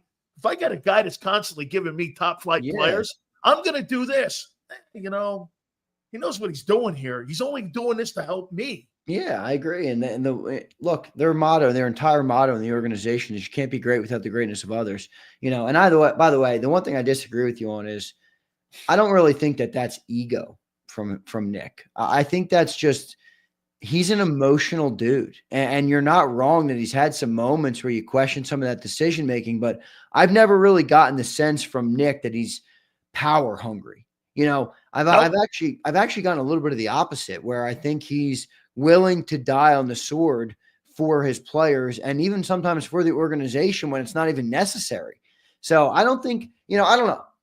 You're not wrong in that when you earn things in life and when you win and you start to get discussed with coaches like John Madden and Vince Lombardi, people are going to start to say things. Maybe some of those thoughts will come up from Nick Sirianni. I don't particularly think that they're overwhelming at this point. In fact, I think Nick doesn't strike me as a guy that looks at this and goes, I want to be the GM too. I don't see that at all. Coaching staff you're going to want. Doug did. Well, that was Doug's mentality. I don't see that with Nick as much. I don't either. Yeah, nope. I don't see that. No, I do not. Well, here, before I get to Jalen Hurts, let me ask you the same questions that are being asked about Hurts on Nick. Is Nick a problem of the organization, or is Nick the reason they're winning Super Bowls?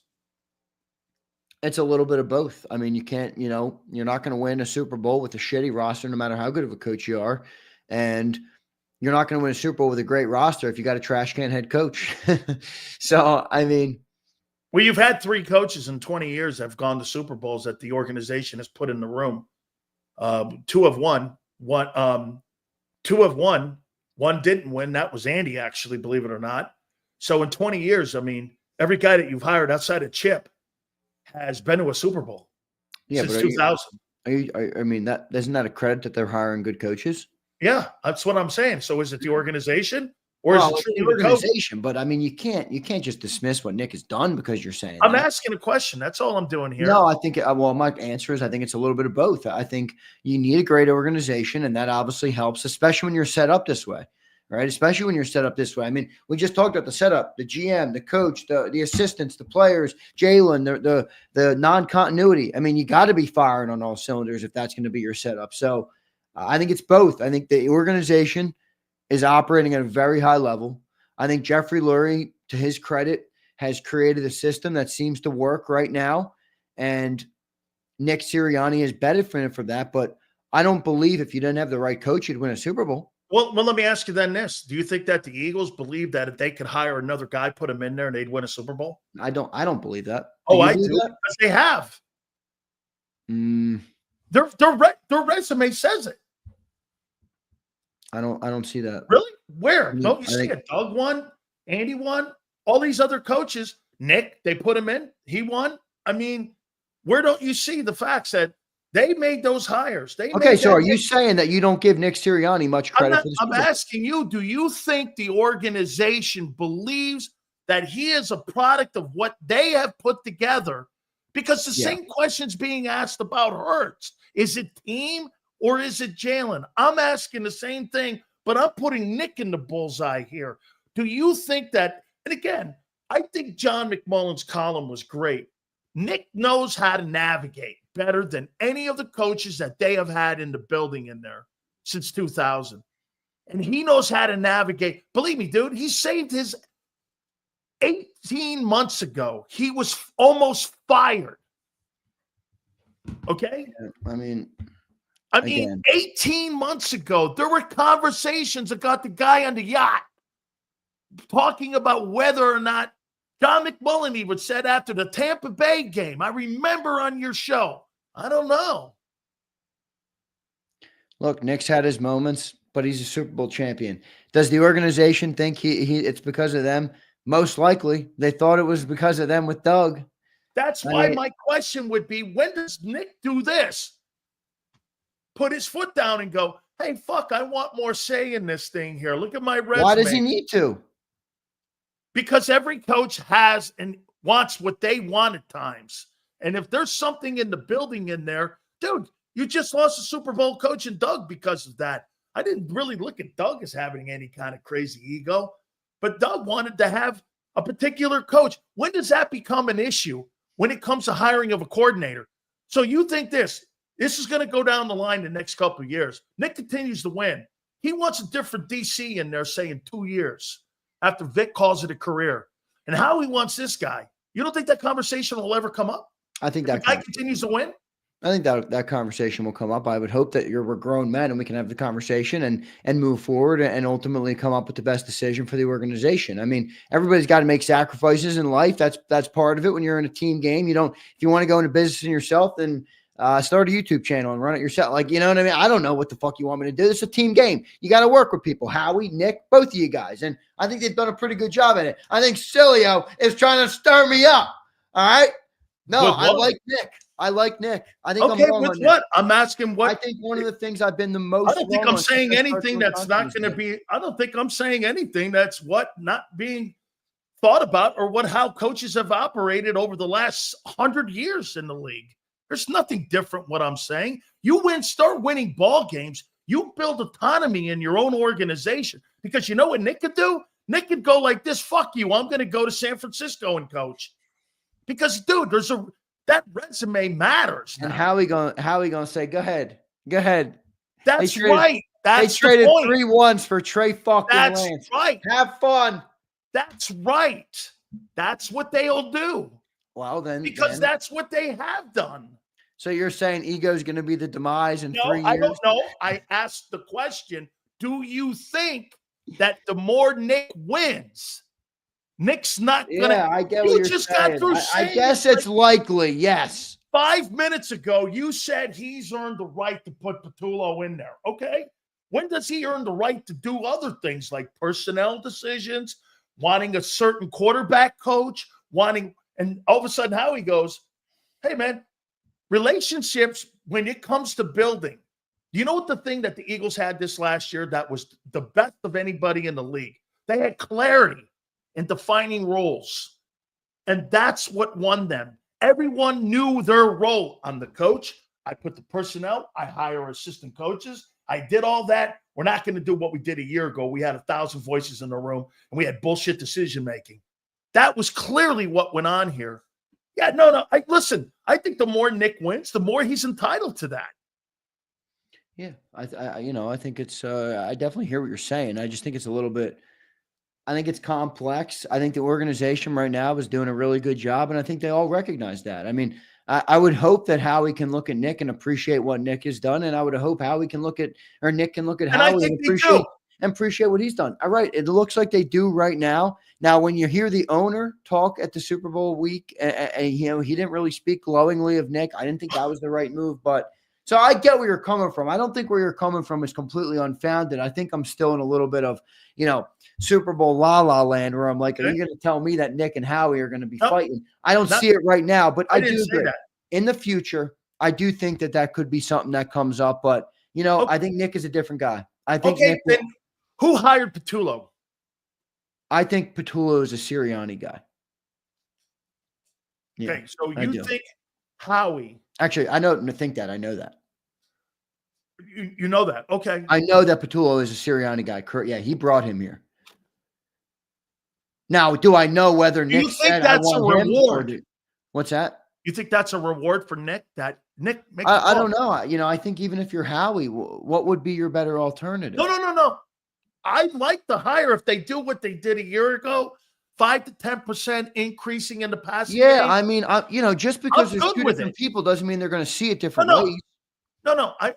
What I'm saying here is, though, do you think Nick went like this? Because didn't the owner go like this? Hey, the owner now, general manager, going to be knee-deep into the decision-making on who's going to be the OC. That was publicly said by the owner. We're going to be knee-deep in this.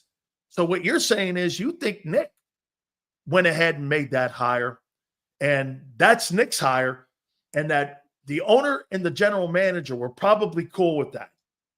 Yes, that's what I think. I think Nick wanted to elevate him. I think it was the right move by Nick.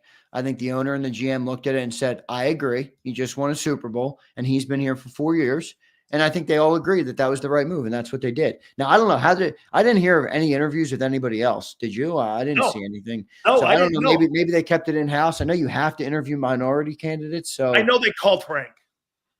you're right. Like I told you, I don't know what that. It was a courtesy call to Frank because Nick loves Frank so much. Yeah, right. Hey, dude, it would not shock me if Frank Wright was the quarterback coach. Frank's making $7 million. He don't really need to be the OC of that thing. Frank just wants to be back. Interesting who they bring in for quarterback coach. That's another spot that Jalen's had a lot of change at. Andrew says something interesting. Andrew, what's up, bro? He says, I don't give a fuck if it's Nick or Howie. I hope Jalen had input and he's comfortable with it. There might be a level of truth to that, though. We're worried about the guys who aren't on the field. Maybe the guy on the field should be the one to approve. But I think that's why the hire was probably even better because he likes Kevin Patullo. Yeah, okay? and Patullo has been there all 4 years with Jalen. So, they know each other obviously well. Yeah, and plus, I don't want them to go back to Steichen's offense because that's the fastest way to get Hurts killed. I don't like that. Take a look at Anthony Richardson and take a look at what happened at the end of Steichen in 22. Hurts was banged up in the last 3 games of the year heading into the playoffs. He was still dealing with a shoulder injury when he got into the Super Bowl. I'm not looking for any of that shit. All right. Boy, I'll tell you, man, I got up this morning and I started, just going around the internet. And the conversation about Jalen Hurts. It's everywhere. It's about elite or is it the team? And I saw this thing with Pete Prisco. We were talking about it prior to going on the air, and I'm like, this guy would take C.J. Stroud, Dak Prescott, Justin Herbert, who else? Baker Mayfield. And I think there was somebody else. There were 5 dudes. And I think he went on a local Philly show. I think he went on 97.5, and he was saying all this. And I'm like, dude, you're talking 2 different things. It's like I tell people about the Brady conversation with Rodgers. Brady's nowhere in Rodgers' league when it comes to athletic quarterbacks and the talent level that they have. But, dude, the greatest quarterbacks in the game, the most talented, skilled players ever to play the position, they're 2 different conversations. They're completely 2 different. They're 2 different lists when you're talking about winning. I can't dismiss winning. I'm sorry. And what do you make of what's going on? I mean, I've never seen a guy win an MVP award have to fight for respect more than Hurts does. I think it's all fucking stupid. I think Pete Prisco is trying to be, I don't know what he's trying to do. I don't want to speak on the man. I don't know the man personally. I think what he said doesn't even make fucking sense. It doesn't even make sense. Dak Prescott's been in the league for 9 years. He's had 2 number 1 offenses in the NFL, and he's 2-5 in the postseason. He's had 7 playoff games in 9 years, and Jalen Hurts has had 10 in 4 years. The only way you get more playoff games is if you win in the playoffs. So all this regular season quarterbacking skills talk, honestly, how I feel about it at this point is it's beneath the level of conversation that I believe the Eagles are in. All right. Nobody mentions Mahomes in these conversations. Jalen Hurts is a better winner than all of these guys. If you want to tell me that you think Dak Prescott's the better guy to wake up on October 3rd on any given year and beat the Chargers or some bullshit team in the regular season, and you want to take Dak because you want a high-flying passing offense, then be my guest. When push comes to shove and you get into the postseason and the lights are the brightest and you got to win a game by any stretch, by any means necessary, I'll take Jalen Hurts over every person in the league except for Patrick Mahomes. That's how far I'm going on Jalen Hurts. All these conversations about the talent, all these, it's so elementary. But why are we even having the conversation? It's 90% of the people that are talking like that outside of Philly. NFL people talk like that too. I mean, it's not just media people, dude. It's other folks that say the same thing. I'll make this point to you. Do you think that Joe Burrow's probably the greatest? I would make this comment about Burrow. Burrow's probably the best pure passer in the game. Fair? I think I'd probably say yes. Let's do this one here. You're talking about pure arm talent in the league Pure right arm now. I got pure you. arm talent, reading defenses. Yeah, He's probably taken. I think he's even better than Mahomes at doing that. I agree. Here's where Jalen Hurts, and here's where I gave. And this morning I said, this is where I'm going to. I think Jalen Hurts probably. No, I'll say he is. He's probably the best decision-making quarterback. And I liked what someone said in here, and the most disciplined quarterback in the league. And I think discipline, and I think the way that you go about how you discipline yourself and how your decision-making, I think that's what wins Super Bowls. I don't think talent wins Super Bowls. I've seen some of the least talented players in the league win Super Bowls. I agree 100% with that. Decision-making and being disciplined. How about one other thing I'll add, and you can tell me whether you agree or disagree. How about elite versatility? Yes. Joe Burrow can't do. Nope. Joe Burrow can pass the ball great. If I need Joe Burrow to go and pick up 8 yards on third down and move the chains, he can't do that. Nope. All right. Same thing with Mahomes. Now he's a little bit better at it, but Jalen Hurts is so versatile in that every it's been a funny 4 years of his career because every year has required a different quarterback from Jalen Hurts, right? His first year starting, he took Jalen Reagor and Queasy Watkins to the playoffs, all right? And a rookie, Devontae Smith. His second year, Miles Sanders was your back. You still had a good running game, but he was an MVP-level quarterback with the way he played the game. Last year, he was in the MVP conversation until week 12. I think people forget that very quick early, but then he fell off a little bit. That required a different quarterback, and I think he learned from what he did wrong and what the whole team did wrong at the end of the year. This year, it required him to be a great game manager. Don't turn the ball over. Keep your team ahead in the football game, and you'll win most games. And that's what he did. And when the last 2 games showed up, he had to be a passer, and he passed the ball tremendous. So I look at Jalen, and I'm like, boy, anything this team asks him to do, he seems to meet the moment. Is he the best passer? No. Is he the best guy from the pocket? No. Does he scramble better than Lamar? No. But when the Eagles need him to be a scramble guy, he does it. When the Eagles need him to make a deep pass to Devontae Smith, he does it. He's a better decision maker than Lamar. And that's for sure. But that goes into it. And I think the versatility is big too, because every time a perfect example is the Super Bowl, right? Spags took away what made the team great on offense. Completely took it away. 50 yards. I don't remember the last time Saquon had 50 yards. And Jalen Hurts, to his credit, threw the ball tremendous. Even before our defense took over. You remember the Jahan Dotson throw. Yeah, identified single coverage, put the man in motion, and a perfect throw. So, I don't know, man. I had a conversation this morning about this with Dave Wanstead. And they would have come on, but they're all going down to the Keys. Aikman and all them guys are going down there to see Jimmy and such. And I asked them one question about Joe Burrow playing in Philly. Do you think they would have won the Super Bowl? You know what Dave said? Dave goes, no. And I go, Joe Burrow in Philly. He goes, oh, he put a lot of yards up. Would he win?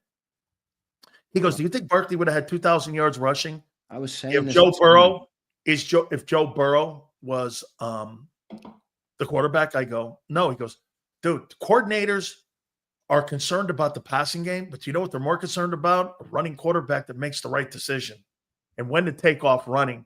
How many times in that Ravens game did we watch Lamar? His mom even questioned him. Why didn't you take off? You had like 7 or 8 runs. Remember what we were saying on Monday? Fuck, man. His decision-making in that game was terrible. I agree. Against the Eagles, when Vic was throwing up complex schemes against them, he couldn't find the open guy. Right. And you're sitting there going like, okay. So to me, my opinion of Hurts is like you said. I mean, I agree with Eric Allen. He's not the best passer. He's not the best pocket presence, even though I think the last 2 games kind of puts that to bed a little because I thought he was great in the NFC title game and the Super Bowl. I think the sacks, let's see. It's a great wideout, the Super Bowl. It wasn't a factor. Will it be this year? We'll see how Kevin Patullo handles that and how Hurts handles that. Maybe it was being a first-time guy when it came to setting protections. I mean, I had never heard that a quarterback 6 years in the league 5 years in the league, didn't know how to set protections or wasn't allowed to. I don't know. I've not heard that before. Maybe that stunted it a little bit. And he got better as the year went on, which I think happened. So to me, again, Hurts gives you the versatility. And I think he's more versatile than what Lamar is.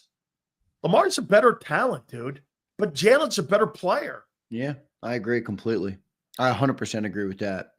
You know, if you go up, this is why I hate this stupid quarterback conversation. And even when you grade players now, it's not. Lamar Jackson is arguably one of the top 5 quarterbacks to ever grace a football field in the history of humanity. No doubt. Okay. That's how talented he is as a player. He doesn't win in the postseason. He doesn't win. And that's where I get into this conversation of, okay, so winning matters more. Winning matters more. And Jalen continues to win and do things necessary to win games. And you just gave him a lot of credit for his decision-making. I think it's a great point by you all the way around. And I think some of those intangibles perhaps mean more than we thought they did. Yeah. You know, you can be a great passer. You can be, and that's why I think I also think those intangibles are why you can't just put any quarterback in the Eagles and you win the Super Bowl. No. Yeah, I don't think it works. We used to always talk like that, and Dave was telling me, he goes, dude, Barkley got the $2,000 because Hurts and AJ are in the huddle.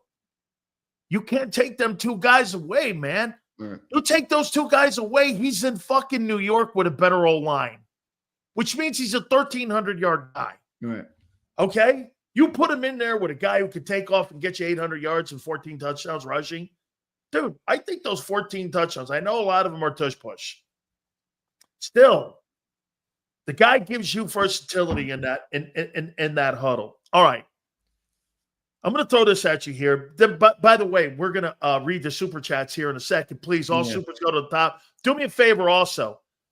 Hit the like button. Philly 500 is going to join us at the bottom of the hour here. Bro, I'm going to make a statement here to you about Zach Baun. I'm not offering that guy more than 3 years, $31 million.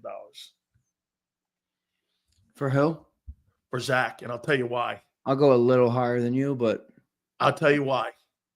He's 28 years old, and every one of those other guys, Fred Warner, Roquan Smith, they signed them $20 million deals when they were 24 or 25 years old. That's a big gap. Yeah, and he's only been great for 1 year. 1 year, and he's 28. Yeah. I'm not giving that guy $18 million or $15 million. The only way he gets that is if some stupid team comes in and gives it to him. I would give, I say okay. Here's what I would do. I would do 3 years. You got to give your team an out after 2. And that, by the way, that's what Howie always does. Like he did with Saquon. He got him a 3-year contract, but he got an easy out after 2 years. That's what they're going to do with Baun. They're going to have an easy out after 2 years when he's 30 years old. I'd give him a lot of the money up front, and I'd give him right around $13 to $15 million a year. Give him 26 to 28 million guaranteed. All right. Make sure you take care of him. And if he doesn't take it, I think you got to move on. I mean, you're not going to, this team isn't going to pay $20 million for a linebacker. They're not. Never happened. He's not even going to, he will not be offered that. I think 15 million is a spot I would go there, Joe. Yeah. Well, I'm going to hang around 31 million. That's low, man. That's not even 11 million a year. 3 years, 31 million. I'm not, I don't see it at 20. Can you explain to me why you go 10 million, but not 13 million, 15 million? Because let me ask you this. Okay. And here's why. So if Becton leaves the right guard position, are you pretty confident that Jeff Stoutland is going to find an adequate, if not better, replacement at right guard? I got to be honest on this one. For the first time in a long time, I think you'll get an adequate replacement, but you ain't finding no 6'8" giant like Mekhi Becton. You're not to play guard. So I don't know. I don't know about replacing Mekhi. I think you're going to get a good guard. Yes, because Stoutland always produces good offensive linemen. I don't want to say that as though he's not going to be able to replace him, but you are kind of talking about, a giant over there who's played well. Who was a bust? Who was a bust? And he's 25. Who was the bust? Yeah, I know, but he's also 25 years old. So Howie can look at him and say, boy, we got an offense. I mean, you get him under contract for 4 years, dude. You got Mailata, Dickerson, Juergens, and Becton, Okay. and now you're going to draft a tackle to replace Lane, probably. How confident would you feel then in Vic replacing that guy? Isn't he the defense's version of Jeff Stoutland? Yeah, less Look at the track players record, he but- developed this year with his coaching staff. Don't you have confidence in that staff and Bobby King? And also with how those guys are developed. Look at the players that have stepped up that everybody in Philly, including me, were calling bust. Yeah. By the end of the year, they were Pro Bowlers. Yep. Do you have confidence that Vic could go, let's go find another guy? To Zach Baun's level, he ain't doing it. I don't care who you are. I don't care who you are. Vince Lombardi could come out here. I don't care who you are. It doesn't matter. Okay. You're not finding a guy off the scrap heap that's going to be a first-team All-Pro. Now, you could make the argument that there's no way Zach Baun is a first-team All-Pro again. That would be a fair argument. The regression to the mean there is possible. I mean, where he's just not going to be as good. I mean, how can you even live up to what he did, right? Okay. But I don't know. How about this one? If you're Zach Baun, you think you're the player you are if you go to Jacksonville? No. Oh, You could wait. You can make that comment though, Sills. I said this morning on Birds 365. Funniest part about these big free agents, every last one of them, is Milton Williams going to be the same guy not next to Jalen Carter? Hell no. Is Zach Baun going to be the same guy without Jalen Carter, Milton Williams, Jordan Davis, and Nolan Smith in front of him? And a good secondary behind him? Is Josh Sweat going to be the same edge rusher without a Jalen Carter on the line? Is Mekhi Becton going to be the same player without Cam Juergens and Lane Johnson on his left and right? No. You're chasing bags of money here. You're chasing bags of money. Now, some of them are going to get it, and some of them I'm not going to knock them for going down that road. Everybody's got to take care of their family. Obviously, money is what supports families in life. I understand that. But, I think Mekhi Becton is going to stay put.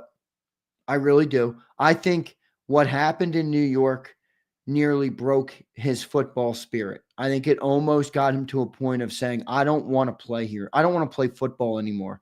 I got my money and I don't want to play football. I believe he found something. Now, I'm projecting. No.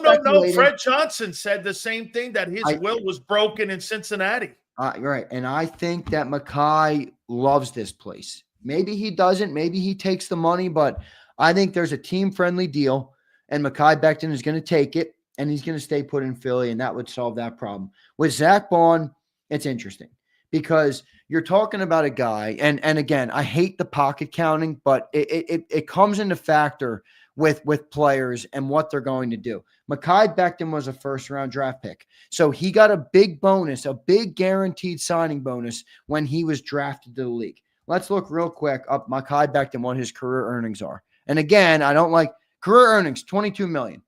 You can earn more, but he's doing all right. You know what Zach Baun's career earnings are right now? Let's look. Yeah, $8 million career earnings. $8 million. Okay. So you're going to he has a chance to make $15 million a year. A year. So $8 million he's made in his career, foreign taxes are gone. He's probably got in a bank account right now, standard living. He's probably got $2 million in the bank. Right. That's not that much money. Right. I mean, you blow through $2 million quick.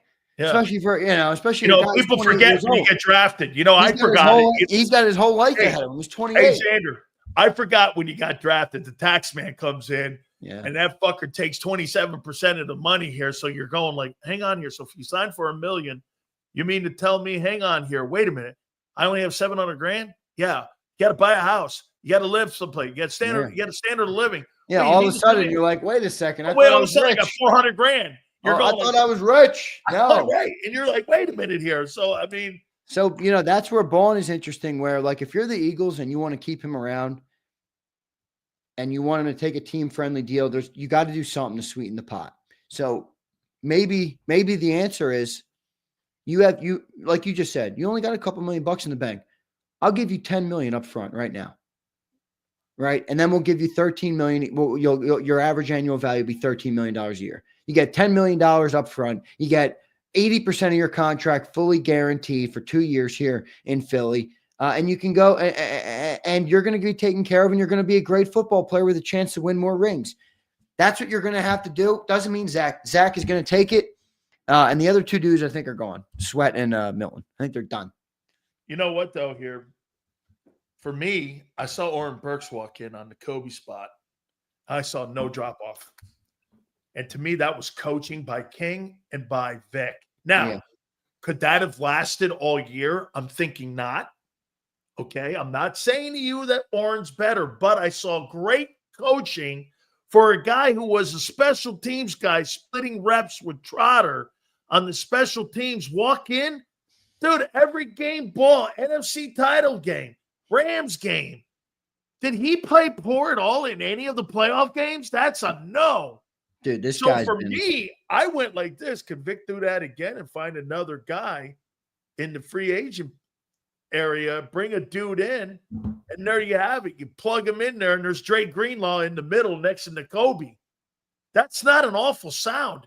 If that guy wants to go $15 million, I'm pretty confident Vic's going to dude, the key is the dudes in front of him. Yeah, so you don't think they're going to sign Baun? Is that what you're saying? No. I think that the Eagles are going to be – my fear is this, is that there's going to be – and there is half the league stupid, okay? Half of it is going to come up with this stupid number when the market value of that player is really $10 million a year. That's really what he's worth at 28. Xander, no player has ever gotten at the linebacker position a deal that people are talking about of $13 or more million after the age of 28.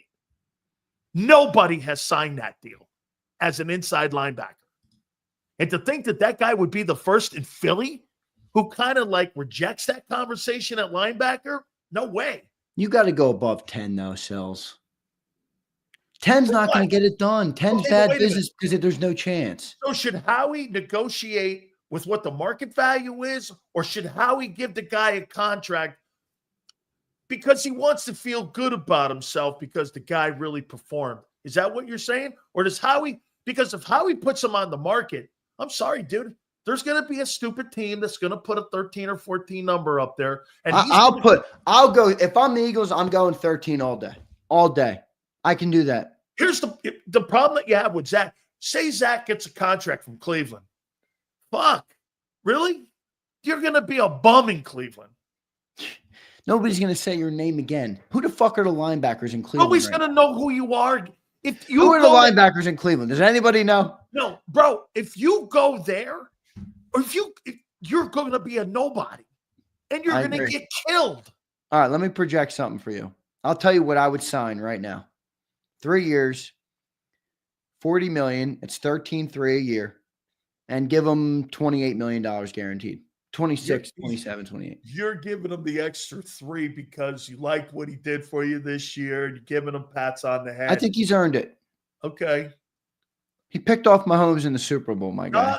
Bro, me and John McMullen both said, I've never seen anything like it in that Brazil game. There's not a chance in hell he's going to play like that the rest of the year. Well, that wasn't true either. Yeah, no, look. And you guys weren't wrong, crazy for thinking that either. I'm doing that deal with Zach. Are you not doing that? I don't want to negotiate with just me, though. I want to see what people think of him. How about if they let him go on the market? There's an offer. How he tells his agent and him, listen, or is that disrespectful? Sounds a little Joe Shoney. Yeah, but Howie's not going to lie. Howie doesn't have to lie. Howie doesn't have to lie. Here's the question. Xander, here's the question. Should Howie Hey, if you're Howie, would you let him test the market before you offered him a deal? He's going to, because his agent's going to make him. Dude, you remember. I think that's helpful to the Eagles. He ain't the only one who's making money on this deal. His agent's looking at this like, I thought I had a minimum contract player. This guy was an all-pro, man. 5 to 10%. 5 to 10%. So he's going to make millions of dollars on this thing. So, you know, I'm looking at the linebacker, man. He was the number 1 rated linebacker this year, which is just crazy. Over Warner, over Roquan, over all these guys. Number 1 ranked out of 84 linebackers. I mean, 1,200 snaps this year. I mean, I don't have a problem with him testing the market. I don't either. But I'm meeting a deal up. I'm meeting the deal up to 14, 15 million. I would make it very clear. Listen, dude, test the market, but listen, give us the right of first refusal, and we're going to make this work. We want to get to yes. I think they want to. I totally think both sides want. By the way, I think Zach wants to. But I do too, but I think Zach is also listening to his agent who's like, bro, you got one more chance to make a lot of money. These agents are scumbags. I know they are, dude. I know they are. Hey, I mean, dude, you know what? Who's Baun's agent? Let me find it for you guys. Who's Baun's agent? Patrick Collins from CAA football. Jimmy Sexton. Excellent. Jimmy Sexton's outstanding. That's the third guy listed there. It says Patrick Collins, RJ Gonzer, and Jimmy Sexton from CAA football. You know, let me tell you about Jimmy Sexton, okay? He's John Gruden's agent too. I'll tell you what he is. Jimmy Sexton is a guy who has a ton of players turning around and pissing Howie off. These agents don't like to piss these guys off because you know why? There may be 3 or 4 other guys on that football team that have Jimmy Sexton as their agent, and that negotiation will go a tad bit harder with Howie and him. Yeah. You start dicking around with the numbers. Yeah, I agree. Okay, so you've got – it's a fine line. The only dick out there is Drew Rosenhaus. Dude, here's the problem. All right, you're right. Drew Rosenhaus is a fucking dick. That's why Josh Sweat's gone. You're looking at some of these contracts, and I'm looking at some of these contracts. Matt Milano, that guy, he's in Buffalo, I think. Matt Milano. Yes. He signed at 27 years old. He got 2 years. His average salary is $14,100. Okay. How old was he when he signed that? 27. Okay.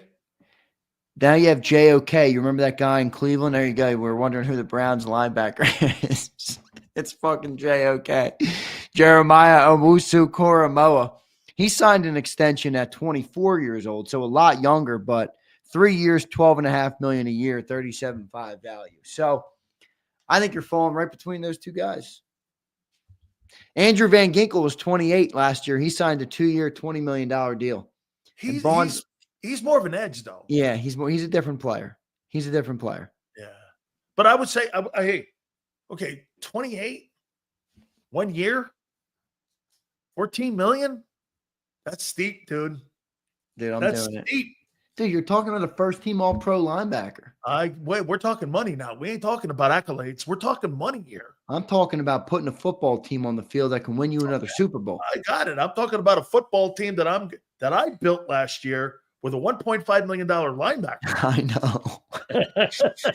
know. I know. Look, I'm not disputing you. I'm just telling you that this is a guy. Look, here's the thing. We got the best GM in football. All right, this guy is so good with money that half of the world who consumes football content doesn't even know how he does contracts because it doesn't make fucking sense to him because he's so damn good at manipulating it and making it team friendly for the deal. And if we're talking $30 million, all right, I might say, how's Howie going to get that done?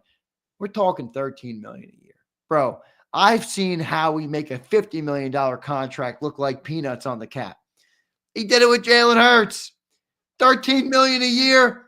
You're telling me the wizard Roseman can't figure this out? How about that? Come on, Howie. How about that number? Hurts is the first $50 million quarterback to win a Super Bowl. Incredible. Tip of the cap, tip of the Kango to Jalen Hurts. Really impressive. All those other guys who everybody wanted to tell everybody, all right, how they were all better than Jalen Hurts. And only one guy has lifted the trophy. So fuck them all, baby. That should be every Eagles fan's take. You want to talk about regular season, call a Cowboy fan. You want to talk about regular season accolades, talk to James Jones in the chat. Go to Mark Holmes' channel. You want to talk about champions? I'll talk Jalen Hurts. I'll talk Jalen Hurts. Ultimate winner. Ultimate winner. Ultimate winner, baby. There he is, the ultimate Yes, winner. sir. Yes, sir. And I am done. He's the winner, man. That's right. Hey, he is a winner. Talking winning, he's it. If that's a conversation, he's it when you're talking winner when it comes to NFL QBs. I got you. Absolutely. You're still having a hard time grasping it. No. Yes. Sue sees it. No. Sue sees it. It's exactly true. You know what I'm looking at, Sue. The ultimate winner. The ultimate. Way to go, man. That's right. All right, playoff game. Do or die. Who you taking, Lamar or Jalen? Whose team am I taking? I'm taking the Eagles. Over Baltimore. Eagles are better than Baltimore. That wasn't my question, but I guess I don't really know how to ask the question. I'm taking Jalen Hurts over all the I'm taking the Eagles. I'm so unenamored. I'm not again. Jalen Hurts by himself in Buffalo over Baltimore over Lamar. Wait, so we started this segment. You talked about the dudes running around in shorts, at the combine, and 50 million people are going to watch it. Those are the 50 million people that we deal with when they tell us that Jalen Hurts isn't good, everybody. All they give a shit about is how fucking pretty it looks. All right? We're done with that conversation as Eagles fans. We have risen above the conversation. When you guys are ready to talk about champions, absolutely, I'll entertain it. Absolutely. Only in Philly, baby. It's fitting that we talked about the combine at the start of this thing. Oh, yeah. Absolutely, man. Hey, by the way, last one before we do the supers. You tell me, hiring of Kevin Patullo, does that change your opinion of what they do at 32?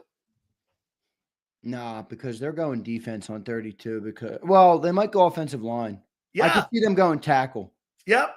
But they're not going. I don't think they're going tight end. I heard you mention that. I don't think there's a guy in. Yeah. There is some good tight ends. The one guy from Penn State and the guy from Michigan could probably be somebody that they take a look at. Yeah.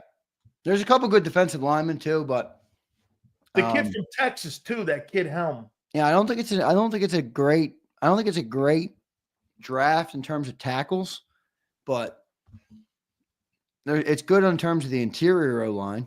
I don't know. I don't worry about offensive line drafting because it seems like Stoutland always figures out how to get something. If that guy Booker's down there from Bama, I would consider him. I don't think he's going to be down there, though.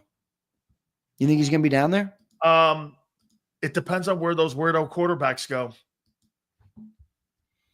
Dude, all of a sudden, you put Quinn Ewers in that first round, all of a sudden, you got a lot of good players starting to fall down there in the 20s. And with how we move up to get a guy, hey, dude, if you're moving up, you're assuming the guy's a really good ball player. Right. Okay, so, I mean. Who do you think is number one overall in this draft? I think it's either going to be Abdul Carter or Travis Hunter. I think those two guys will be the two guys. I don't think any of those quarterbacks are going to go number one. You don't think Cam Ward? No. Well, see, Cleveland's got to get out from under that deal, though, with No, the Titans have the one pick, don't they? Tennessee. Tennessee needs a quarterback. That's a shitty organization. They may go Cam. That helps the Eagles if that goes on. It moves better players down. Trust me. Here's the guys here's what you want to have happen. Quinn Ewers drafted, Shador drafted, Cam drafted, and some nobody that a quarterback gets put into that. You want 4 quarterbacks to go in this draft, and you're going to get a really good player at 32. I don't know what they're going to do. I think if an offensive lineman falls, they're going to take him. I think it's going to be a trench draft because you got to replace Milton. You got to replace edge rusher. So they're going to take an edge rusher. You don't need a skill position guy, maybe a running back in the late rounds. Tight end, I guess you need. But how pressing is it? I don't know.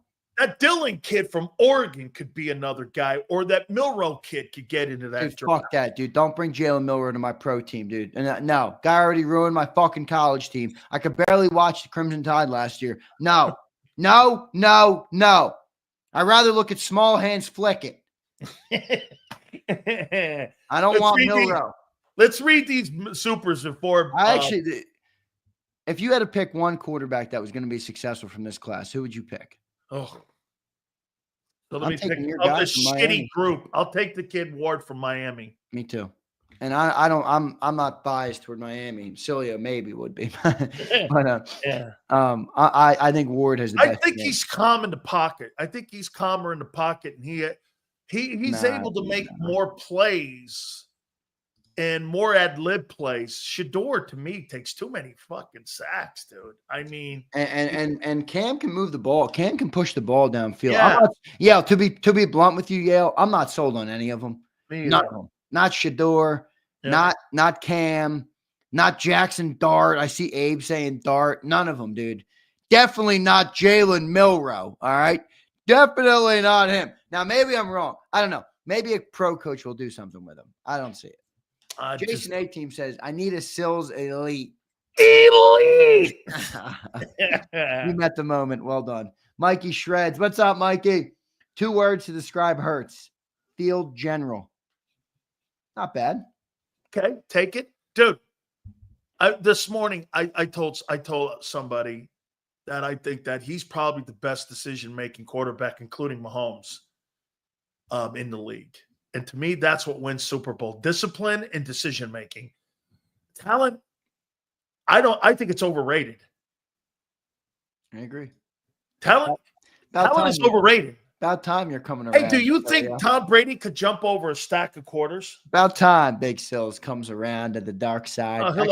You're the dark side. I think we're the light. No, he'll always be the 5th guy in my room. But fuck that. M. Reyes, none of those other 4 guys on your top 5 have beaten Mahomes in the playoffs. None of them. Joe Burrow did once. All right, nice team. Nice I will team. say, Burrow does deserve some credit for even doing anything with the Cincinnati Bengals. Oh my God, what about it? That is like, hey, dude, do you want to hear what Prisco said? It's a toss-up between Trevor Lawrence.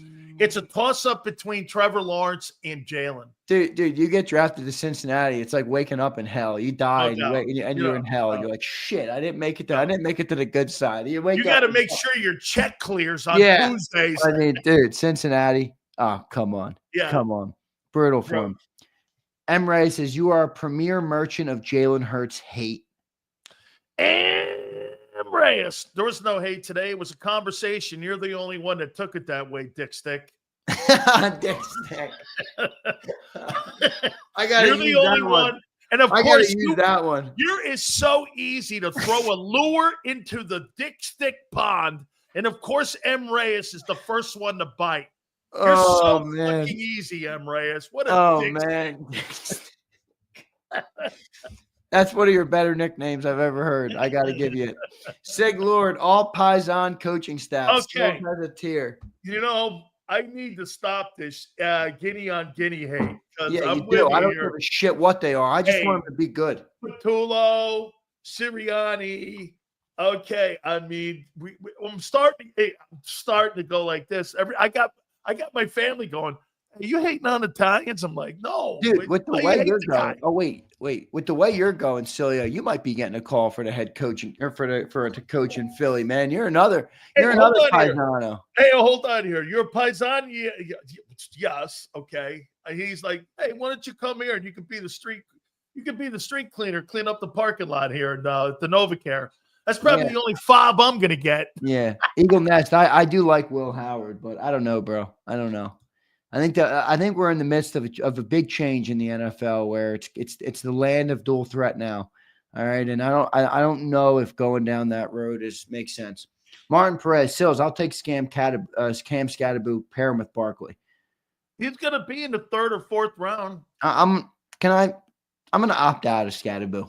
Really? Why? Why? Because he's a white running back? Shit. Hey, I don't know. minute. Is that it? Wait a minute. I don't think so. I don't Wait look a minute. at it like You broke the mold with the white corner. Shit. no, it's not man. that, dude. Come on. I don't care about that. Know, But you know. Hey, before you go on, look at this. You want to hear this? You know who the highest rated corner was this year? With Cooper DeJean. And you wanted to trade him. You wanted to trade him. Fuck him. Trade him? You said that yesterday. For Myles Garrett? Yeah, no. Okay. No. Okay. Keep Cooper. Cooper DeJean is ours. Yeah. Okay. He will be a Philly legend. Mark my words. Get this, folks. I was throwing his name into the room with Myles Garrett, and that's a bad thing. Since when? Holy shit. Who'd you get traded for? Myles Garrett? Still in his prime? Steve said Scadaboo will be a fan favorite. Yeah, he probably will be. I don't know. I'm not like dying. I'm not dying for Scadaboo in Philly or whatever the hell his name is. Here we go. I think we got this one. Top 3 draft priorities, free agents. Anyone you like? Did you get that one? Yeah, I got that one. Got that one. 3 draft priorities. That's all of them. We should have 500 soon. There it is. There it is. All right, there it is. 500 will be on shortly. Yeah. Hey, I would say this. So the Patullo hiring didn't change anything with you? No, I feel good about it. So how about free agency or drafting? I mean, you still hanging out there in the trenches? Or I trading up or down? Trading up or down? I think trading down. Here's what I would do. Listen to this here. If I were Howie, I would take that 32nd pick, go to New England, or go to Tennessee and say, hey, you want to make a deal? Give me the top picks in the 2nd and 3rd rounds. And you get the top pick in the 2nd, 3rd, maybe 2 2s and a 3. And you can go in the 2nd and 3rd round at the top of every draft round for the next 3. If you're not comfortable with who's down there at 32. I think they might do that. You get the first pick in every round. I think they might do that. That's not a bad move right there, but I don't know. We'll see. It all depends how the board falls. Like if an offensive lineman falls and Howie wants him, he's taking him. He knows that he's got to build the trench. If a defensive lineman falls and Howie likes him, he's taking him. So it all depends how the board falls. But if all their trench guys get eaten up, you know, and if they do like a tight end and he gets going, I think they're going to trade out of that thing. But we'll see. We'll see what they end up doing. Last time we had the 32 overall pick, you know what happened, right? What? Traded it to Baltimore for the selection of Lamar Jackson. Yep. Right. Who Jalen Hurts is better than. Yeah. Right. Hey, wait a minute. Do me a favor, man. Stop fucking arm wrestling in the morning, will you? No, I'm just getting started. in the morning.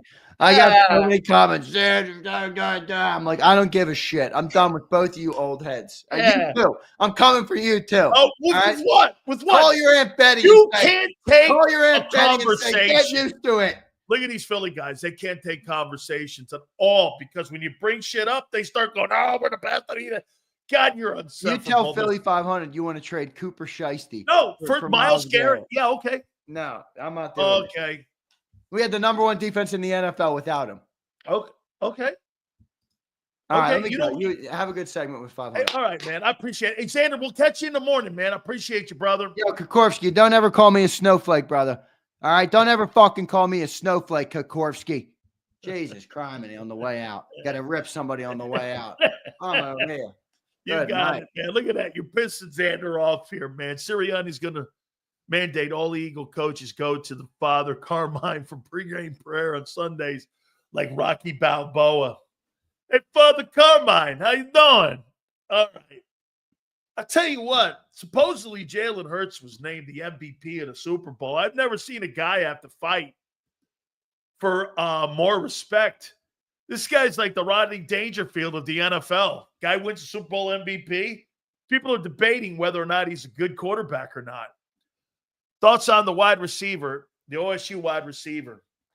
They got 2 of them, Leon. We'll talk more about the drafts, Leon. He's really good. He was a great-looking player, man. All right. Without further ado, by the way, he no longer goes by Philly 500. He goes by Champ 500. Okay? So much so that today I gave a respite to Mark because I couldn't look at that guy for 30 minutes watching that guy with a puss on his face like that. It just, Philly 500 has beat his ass so bad. It was a submission hold, and he had him like in a figure four, Greg Valentine figure four, and it was over with. And I'm sitting there going, holy shit, man, this thing's no good. So we're going to give him a respite. And without further ado, here comes the champ. It is Champ 500, Philly 500. He's here with us now here on the National Football Show. Got the lid. The champ is here. The champ is here. What can I say? Feel good. It feels good. The champ is very happy right now. But the champ was hoping Mark Holmes would come here because I wanted to just crush him some more. But I guess you can only hurt a guy so many times. Don't worry. We'll tag team him next week. We'll get his ass. I just want to, because I'm talking parades and off season. You know, the Cowboys are the Super Bowl champions in the offseason, so I didn't want to hear it today. So just first, we'll start in chronological order here. What'd you make of the parade, bro? It looked great. It looked like a great time. I mean, it looked crazy. I felt from a personal standpoint, I don't know, it was a lot more enjoyable this time than the first one. The first one was like, the first one was like great, and it's the first one, but it was also like, man, thank God we had it. You know, thank God we finally won a Super Bowl. Like now, this one was like, I don't know, it's like, it just felt like I could just sit back and relax a little bit. You know what I mean? And it felt like it wasn't the end of something. It was the beginning of something. It really felt that way. 5 years from now, what team will be more remembered by Eagle fans, NFL fans, the 17 team or the 24 team? 2014. Why? This is a better team all around. I think this is a better team all around. I think that this team has a lot of young guys, where that team had a lot of guys that were towards the end of their career. This team has a lot of guys who are just kind of getting started. So you're going to see a lot more of them. But I think I don't know, from just covering them, and you know, I think they're a lot more likable. And I didn't have any problems with the other Eagles team, but this team is, I think, better. I think they're younger, and I think this is first of many. So I'd say 24. How about this one here? How about this one here? Do you agree with this one here that I'm going to take something that Yale said here, and I'm going to go and I'm going to add this. Do you think the 2023 season, do you think that had any – do you think that set up the 2024 Super Bowl champion team? Do I think it's set up? Well, I think it gave them a huge advantage in the Super Bowl, because I think that if the Chiefs play anybody else, they win. But I think playing a team that you beat a few years ago, I think it gave that Eagles an extra boost. A lot of those guys had, you know, they knew what to expect. So I think it actually was an advantage. Absolutely, man. Hey, what'd you make of the Kevin Patullo hire as the new offensive coordinator? I mean, here you get this. Yeah. Here coming up here, 8 days, you're going to have the combines. In 21 days, you're going to have that's when free agency starts. So for you, why the Kevin Patullo? It didn't seem like you were very good on it. I don't know. I mean, to me, I worry a little bit about like the passing game. I think that's still somewhere where we can improve during the regular season. And you know, that was kind of supposed to be his thing. So I just wonder if they're not going to be an opposing voice to Nick. Now, here's my thing. I'm willing to give him a chance. I'm not worried about it. I mean, they just won a Super Bowl. It's very hard for me to complain about something they did do. If they think he deserved it, so be it. I mean, I'm open to it, but I worry a little bit about certain things. How about this?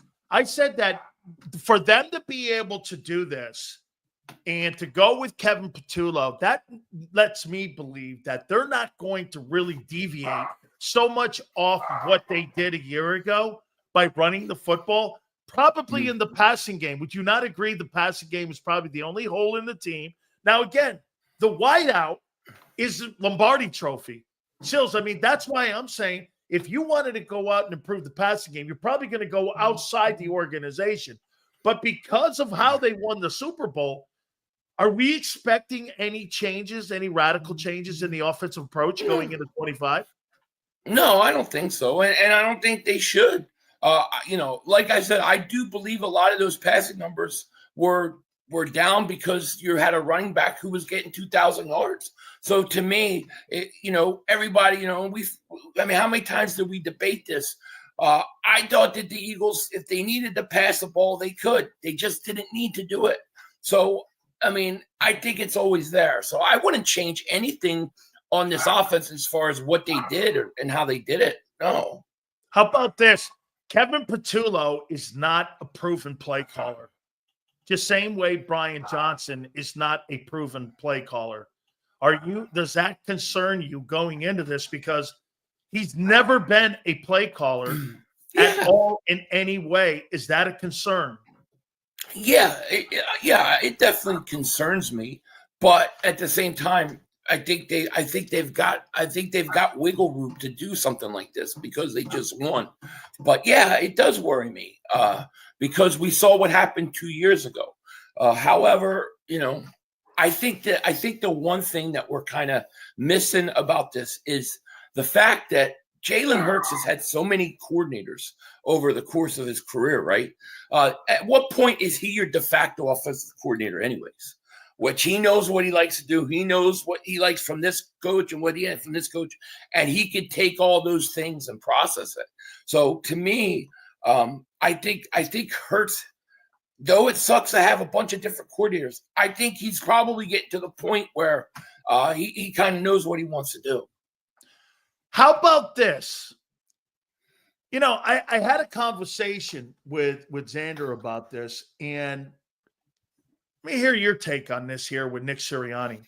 So would we not agree? Nick Sirianni now has a 700 win percentage, right? He's got 2 NFC championships in his resume. He's got a Super Bowl now, right? When does it get to a point when the organization gives him more latitude on decisions on personnel, on coaching? Because let's be candid here. Hang on here now, right? You win like that. You got a resume like that. Doug Peterson lost his job because of that. Because he wanted more autonomy.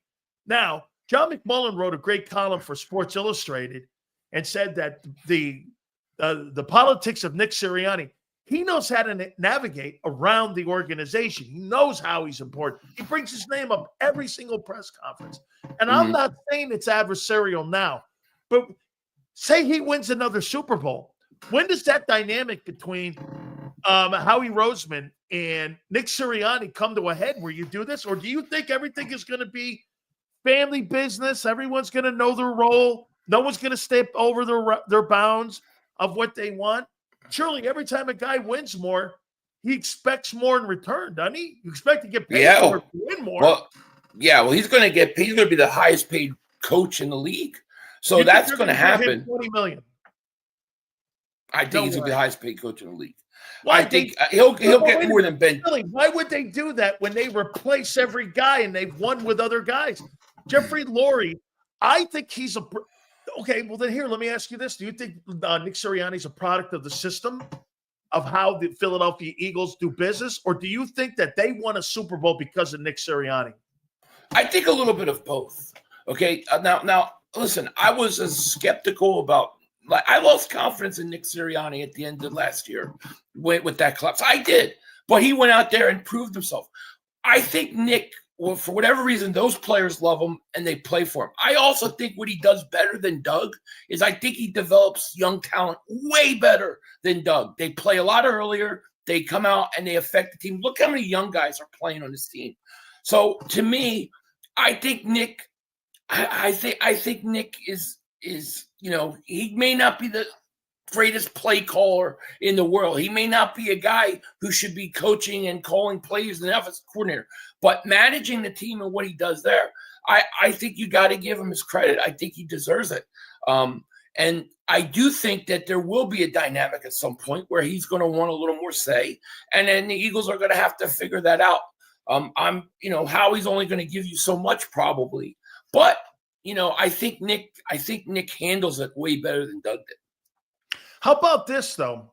Don't you agree that Nick was a product of the coaching and the experienced coordinators and developing of talent? I mean, the defense on that side of the ball, I don't think I don't think Nick developed any of those guys. I think Vic Fangio developed those guys. Why? And I think the hiring of Vic Fangio was an organizational hire.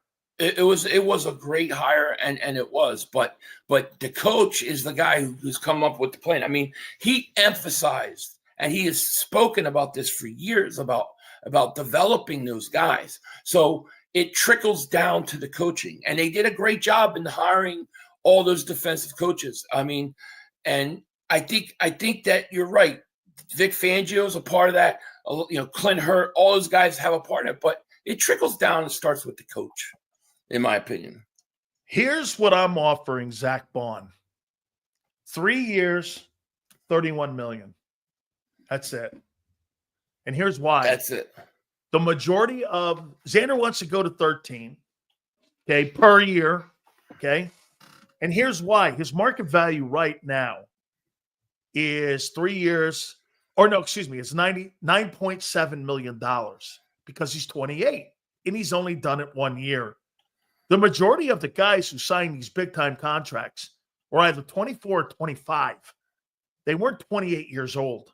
And he's done 1 year. Now ask yourself this. Did you see any drop-off from Nakobe Dean when Oren Burks got put in there? I didn't see any drop-off. I thought he played his ass off, and to me, that makes me think, well, could Vic put Dre Greenlaw in there? And could you have the same results because of the guys up front? Because I'll tell you this, Philly, if you put Zach on the open market, he goes to Jacksonville, you'll never hear about that guy again. Probably not. You're right. Probably not. I think he's a perfect fit for what Vic wanted to do. It was a perfect match made in heaven. But I don't know. I don't know if Greenlaw has. I don't know if he comes in and does what Zach just wanted. threw a name out. Yeah. No, I get it. And I thought there was a little bit of a drop off with Burks and Nakobe Dean. I think Nakobe Dean was a tone setter, and Burks played great though. Don't get me wrong. I don't want to take anything from him. I would bring him back, but I do think there was a drop off between him and Nakobe Dean. I do. It may not have been dramatic in the playoffs, but I think it was there. And I think that if you risk letting Zach Baun out the door, I think you create a hole you don't need. I think this guy is the real deal. I think what you saw from him is, I think he's the case of a guy that was overlooked for whatever reason, was out of position, and that Fangio found the perfect spot for him, and it worked out. I don't think the Eagles thought it. I mean, I don't think they ever thought this was going to happen, but it did. How can you let the defensive player of the year out the door? I just can't do that. I'm not saying you can offer him 6-year deal, but you got to at least try to keep him for 3 more years. And here's the thing with Dean. Dean's expected to miss the first month of the season, September. Right. So if you lose Dean, and he's not ready to go, and you lose Baun, you're going with 2 new linebackers. I'm not saying it can't work, but it becomes a question mark that if you have Baun back, there is no question mark. The hiring of Kevin Patullo, does that do anything to your thinking in the draft? If they're going to stick to the run formula, do you stick in the trenches?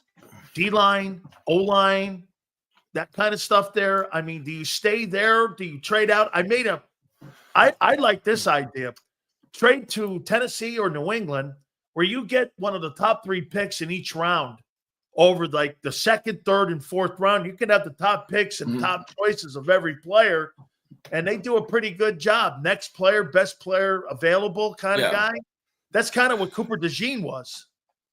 Yeah. Well, here's my thought. My thought is that I don't think Patullo changes anything about what they're playing in the draft. I don't think it changes anything. And actually, I think that we should actually add another running back. I think 4th, 5th round, get another running back. Look, Saquon is Saquon. He's good. He's going to do his thing. But you do got to, I think, bring those total amount of carries down some. And so you'll have Shipley and then get another one. Get it to where you can have 3 guys go. To me, that would be something that I would like to see on offense them do is add a back that you can use. Have a 3-headed monster, you know. I like it. Let me ask you this now about Jalen here. Finally here with Jalen. So I was watching today, and then I listened to the segment on 97.5, The Fanatic in Philly. Pete Prisco said this: over the next 5 years, he would take Jaden Daniels, Baker Mayfield, Justin Herbert, Dak Prescott over Jalen Hurts, and said that over the next 5 years, those would be the guys that he would take. And have you ever seen a guy win an MVP award still have to fight for respect? No. But I predicted this would happen because I said, you watch when Jalen Hurts wins, they're going to say, oh, well, he had a great team around him. Anybody could have won. I mean, did you see last week when the champ brought up to Mark Holmes that if Dak was on the Eagles wouldn't have won? And he's like, oh, no, that's not the case. It is. Jalen Hurts gets disrespected. He's going to have to win 2 before people come around. They're already starting. They gave him like 3-4 days of respect, and then now it's back to the same old crap. I don't get it, dude. I don't. Like I've said to you all season, the guy to me is a winner, and he goes out in the biggest games and he wins. And I couldn't ask for more than that for my quarterback. That's what I want in my quarterback. Here's the conversation, though. I think they cloud it with this. Does Jalen do anything exceptional as a skill set? No. But does Jalen win ball games? That has to be part of it. In my book, it does. That has to be. I made this comment about him. I think he's the most disciplined, and I think that he is the best decision-making quarterback in the NFL. That includes Mahomes. Okay? Yeah, I a lot of these guys, and you made a great point, and Dave Wannstedt told me this. I go, could Joe Burrow go to Philly and win a Super Bowl? He goes, well, I can guarantee you this. If Joe Burrow was in Philly, Barkley's not getting 2,000 yards. And I said, why? He goes, because Jalen's part of the run game and the total package and how they attack teams. So he's saying he's probably the most versatile quarterback with the best decision-making. Dude, Lamar's a better talent, but Jalen's a better quarterback. Yeah, well, Can two things be true? Yeah, 2 things could be true. I think so. I mean, Lamar's great, but, I say the same thing about Dak. What have you done in the playoffs? You don't win playoff games. And to me, if we're looking at I don't know, look how many quarterbacks have won Super Bowls in the last, 10 years? Like it's not that many quarterbacks, right? It's Mahomes. Right. It was Brady at the end of his career. Stafford got one. There's only one outlier. It was Foles. Yeah. Other than that, there's really nobody else. It's always the same guys. So to me, I think it's very hard to win. And I think that playoff football is a lot different than regular season football. Regular season football, it's all about the stats, the numbers. And then you look, as soon as the playoffs start, all those passing numbers come down. The thing I like about Jalen is I think he plays playoff football all year long. I think he's always playing that style, and it fits him. So to me, I don't think this is the last one he's going to win. I think he's going to put multiple rings up there. I just think he's a winner. You talk about Peyton Manning and Eli, right? Peyton, all the numbers. Eli's got the 2 Super Bowls. What would you rather have at the end of the day? The passing touchdown record or the Super Bowls? Give me the Super Bowls. Multiple Super Bowl MVPs too, not just Super Bowls. He won Super Bowl MVPs that Eli. So, so the conversations though, Billy. When they talk about him, there's people that look at him and go, he's a product of the team. I do think that there's but there is something to that. And by the way, that's nothing on him. when Roethlisberger got drafted to the Steelers, he was always going to have a better career than Rivers. Why? Because Rivers went to San Diego. The Spanos family's not building a team around him. They're not putting a good coaching staff around him. But that's no slight on Jalen. That's all I'm saying. I do think that there is something where people go like this when they look at evaluating quarterbacks. Dude, would we not agree Joe Burrow's probably the best passing quarterback in the NFL when it comes to pure pocket guy? He's probably the best. Okay. Yeah. Maybe. Okay. Yeah. Right? Okay. Sure. I don't necessarily disagree. But that's how some of the people look at this. Then they go, right. Who's the guy you want to build your team? Okay, all that is said and done. I get it. But to me, when you look at Hurts, you look at discipline and decision making.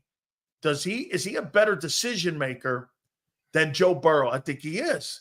Is he a better decision maker than Josh Allen? I think Allen's gotten better. Allen did get better. But it's not good enough because the team, they still got $38 million that they have to cut off that team. So that team's going to get worse. All right. Right. Last question for you. Is there any team? Oh, wait.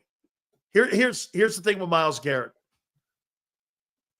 Who on your Eagle team, not named Hurts, would not trade for Myles Garrett to have Nolan Smith, Myles Garrett, Jalen Carter, Jordan Davis, Zach Baun, and also the Kobe Dean in your front seven? Is there anybody on your team you wouldn't trade for a guy who's going to be a first ballot Hall of Famer and has averaged 14 sacks a year the last 7 years? I wouldn't trade Quinyon Mitchell. I wouldn't trade Cooper DeJean. I wouldn't trade Nolan you Smith. think Quinyon Mitchell's going to be a first ballot Hall of Famer? I think he's got a chance. He just had a pretty good year, right? I'm not getting rid of a 22-year-old kid for a 29-year-old guy that I could win a Super Bowl without him on the team. He's got to be the extra piece. I can't take away from the foundation of what I've got for him at 30 years old. If he's 23 years old, okay. Myles Garrett's 27, okay. But he's like 30. No, he's 28. I'll say this to you. He's the third best. He's 28? Yeah, he's 28. He's the I thought he third was best. 30. He's the third best player in the league. Yeah, he's great. I mean, he's averaged 14 and a half sacks. Okay? He's averaged 20. Yeah. He's averaged 14 and a half sacks. Okay? Yeah. I mean, and you're saying that you're not doing cute. Okay? All right.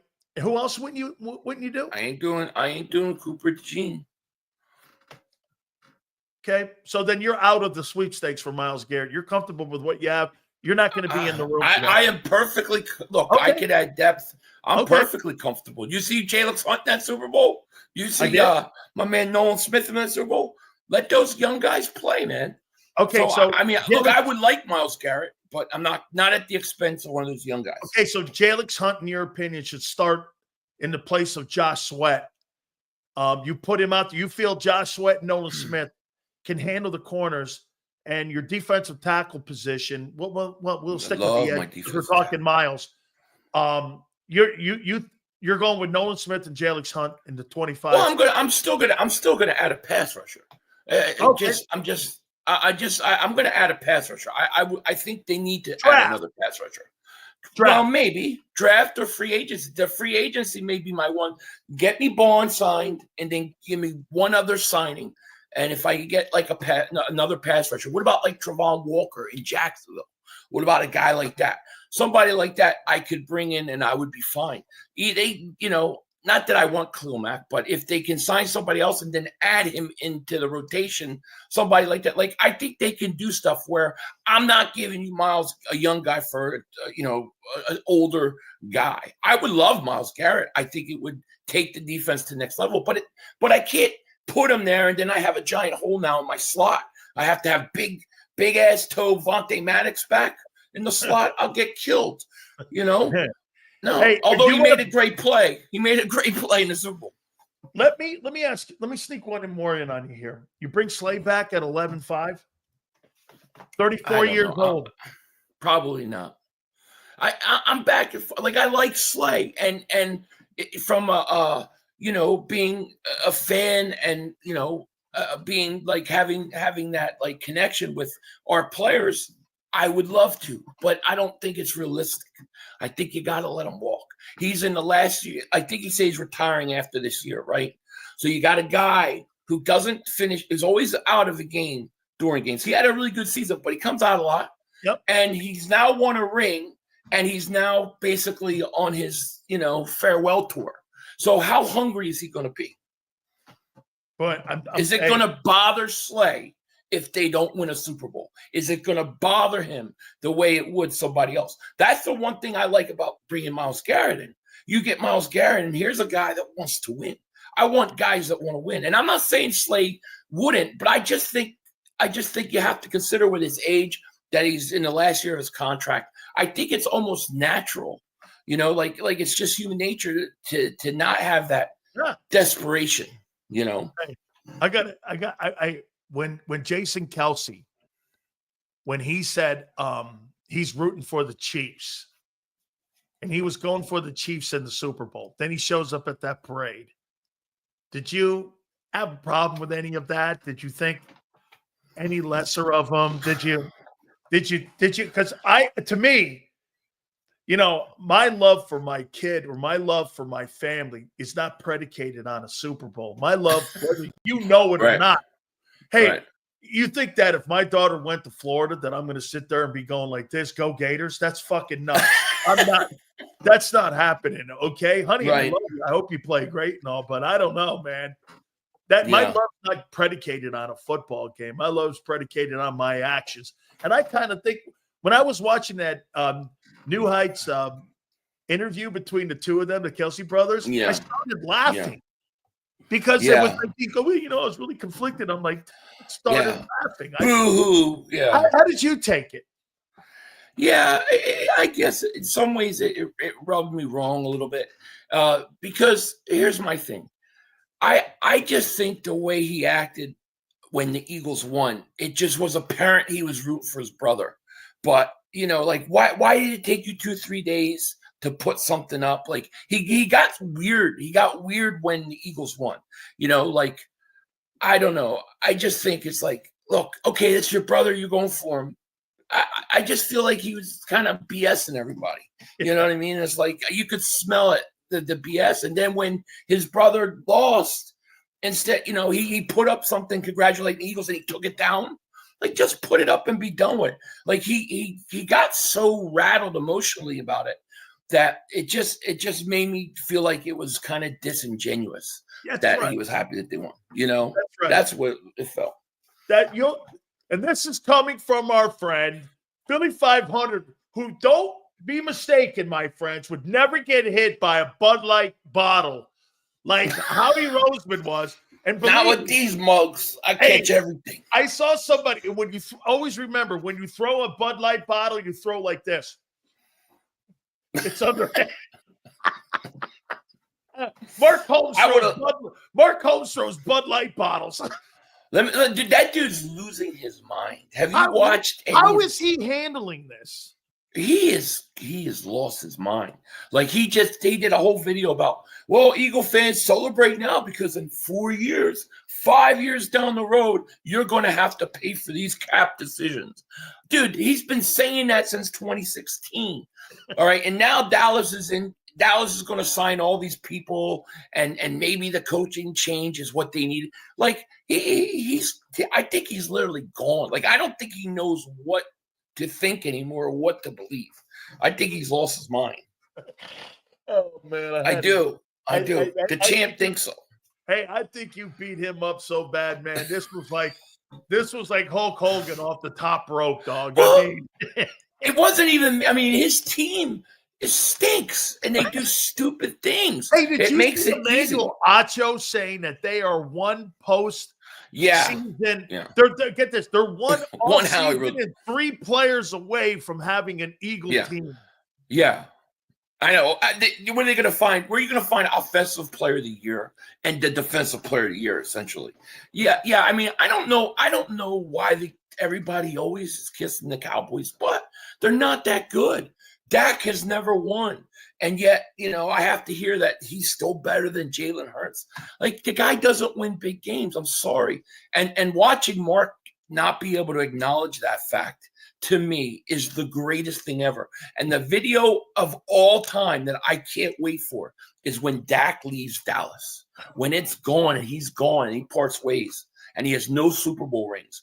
And Mark has to come on there and look at the camera and say bye-bye, Dak And Prescott. what? I can't Hey, wait welcome for that. Cooper Rush. Yeah, welcome Cooper Rush. I mean, it's crazy. Like, it just baffles me, the Cowboys' logic. And what the Cowboy fans, they do is this. They come after you, attack your team. Well, we got 5 rings. We got this. We got that. Then you say something back, and then they're like, oh, no, why are we on your minds? Why are you thinking about us? It's like, nobody's thinking about you. We're just standing up and just debating what you just said. They're like, they're that person that hits somebody, and then when they get ready to get hit back, oh, no, please don't hit me. That's the Cowboys. Dude, the last time the Cowboys were relevant, MySpace was a thing. Okay, I know, and it's not getting any better.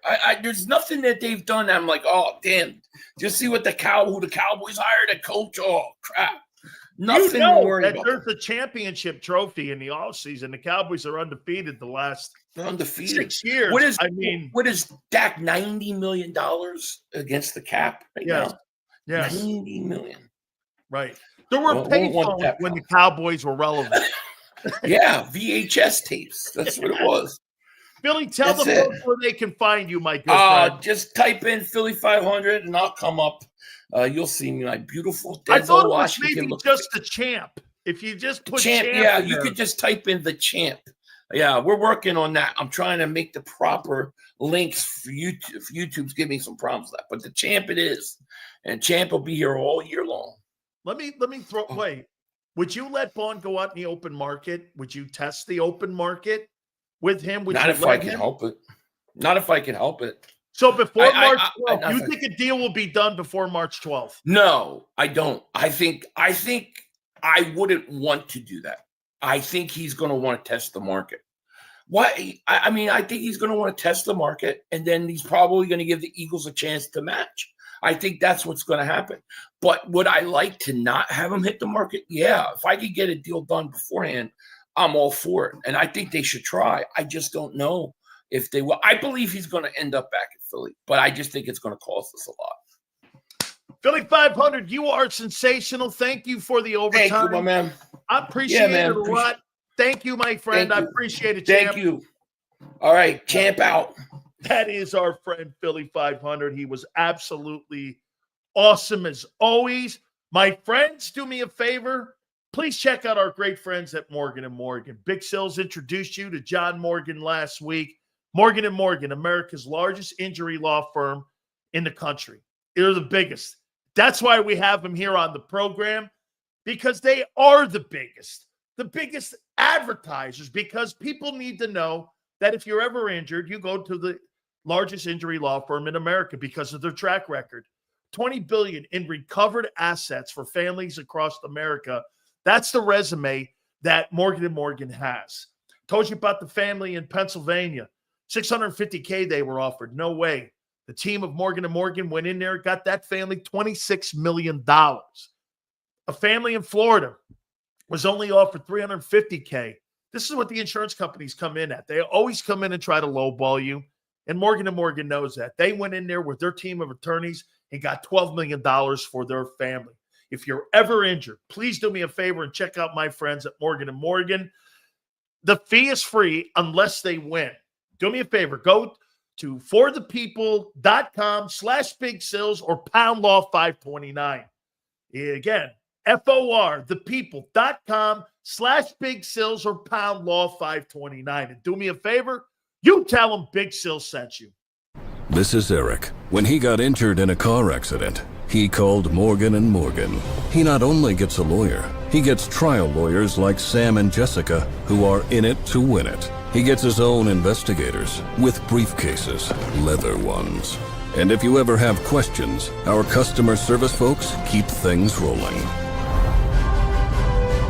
Injured? We're your army. Morgan & Morgan, America's largest injury law firm. Ignite your nights with free live entertainment daily, only at Live Casino and Hotel Philadelphia's Center Bar. 7 days a week, enjoy some of the region's top party bands, performers, and DJs as they take the stage in the heart of the casino action. Great cocktails, live music, and lively moments. It's all happening at Center Bar at Live Casino and Hotel Philadelphia. Visit livecasinophilly.com for more details and the complete list of upcoming events. Must be 21 or older. Gambling problem? Call 1-800-GAMBLER.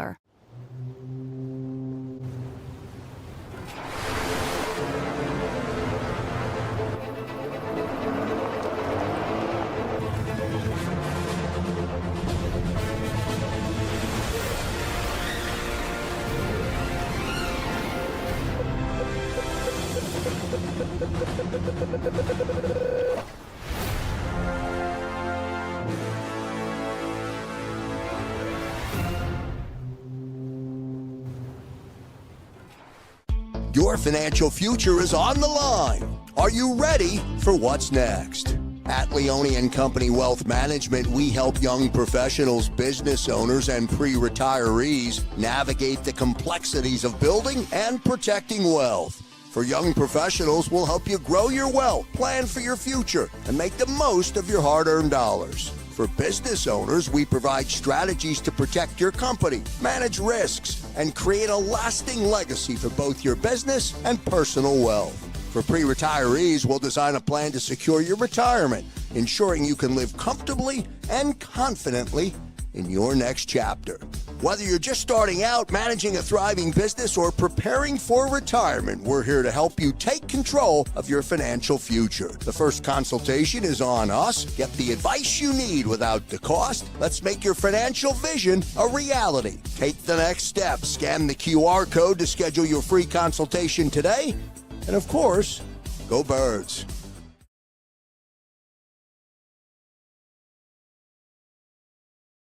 In our hometown, we all look out for each other. We step up to keep our communities going strong. And at Independence Blue Cross, we're here to keep you going strong as the #1 health insurer in the region. No IBX is always looking out for you. EAGLES. Eagles.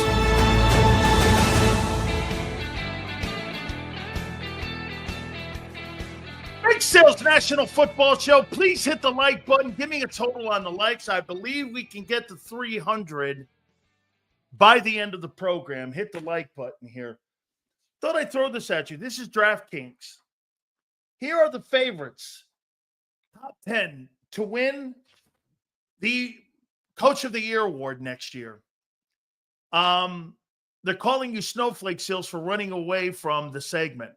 Not sure what the fuck people are talking about. Running away from what segment?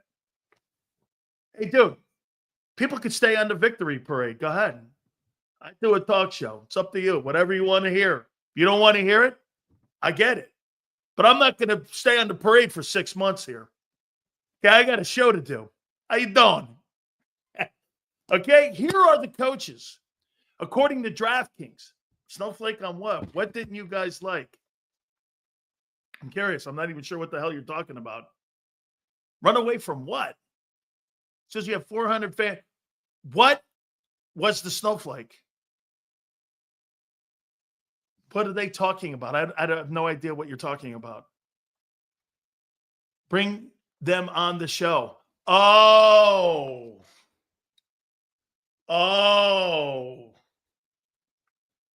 Okay, hang on. If you run from the ego, okay. All right. Wait. Let me put my topics down here. Okay. Wait a minute.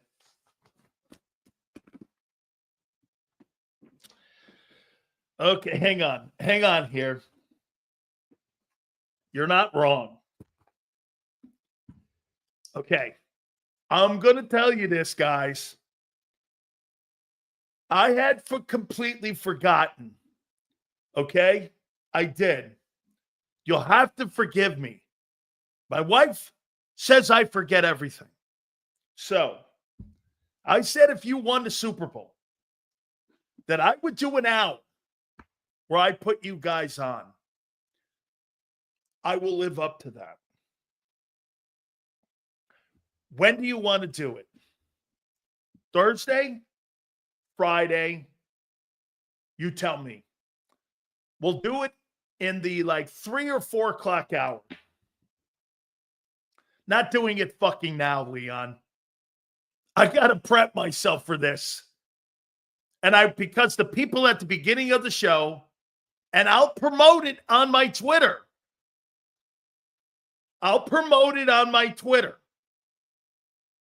Leon goes, I got to be prepped.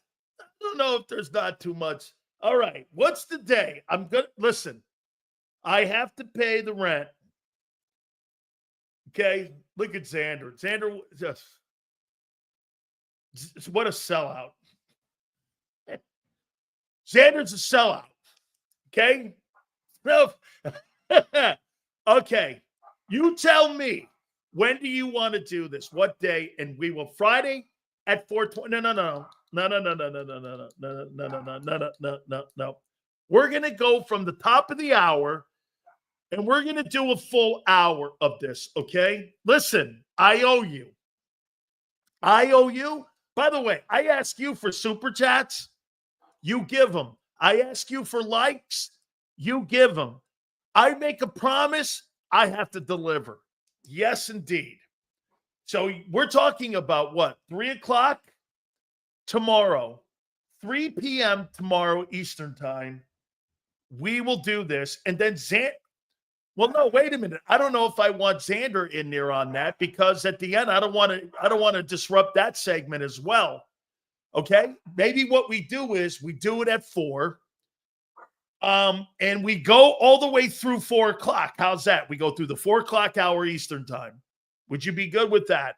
Let me see Senor because he's one of the guys here with tenure.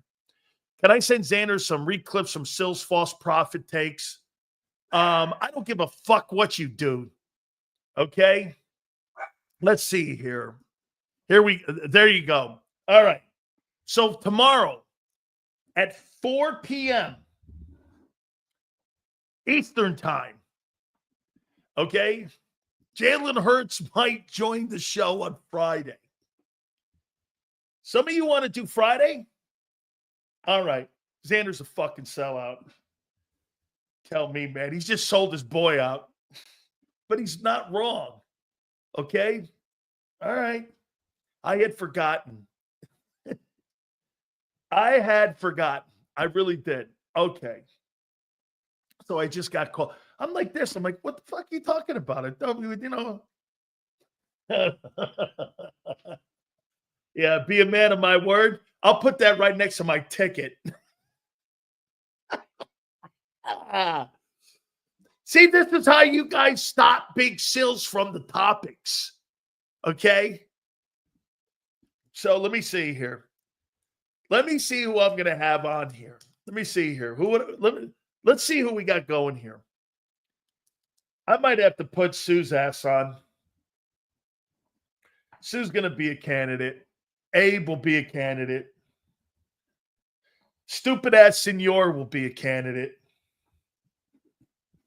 New Jersey Maniac will be a candidate. I'm going to start picking people out of the press corps like the Biden administration did. Yeah. Let me see here.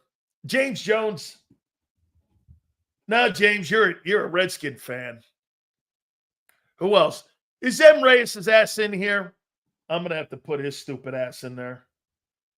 Okay, let's see. Just to show you again how much I like the guy. Even though, Kyle, you're going to have to be there. So you're a candidate. Flexing, you have halfway shitty takes, but you're going to be there.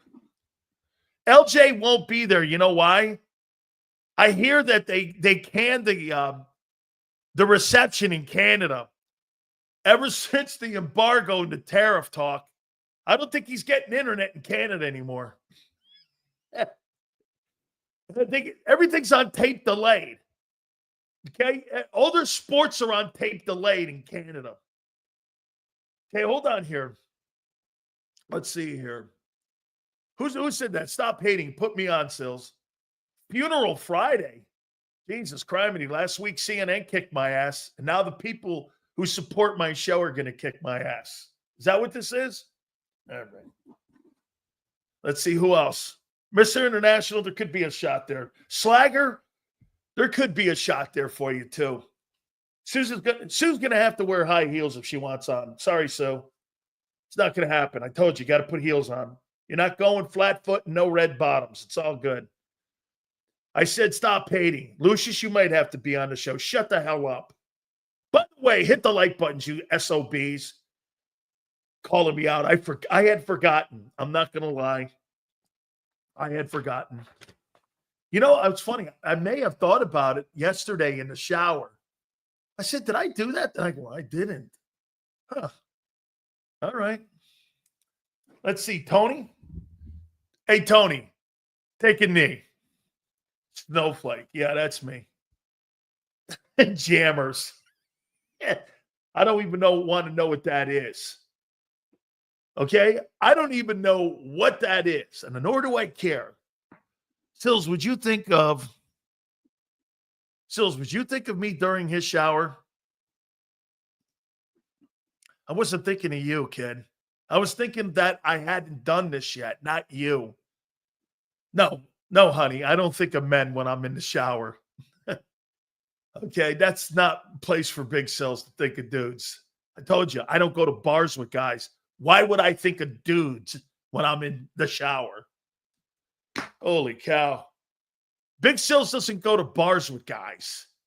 Sitting around talking fantasy football, unless you bring your old lady.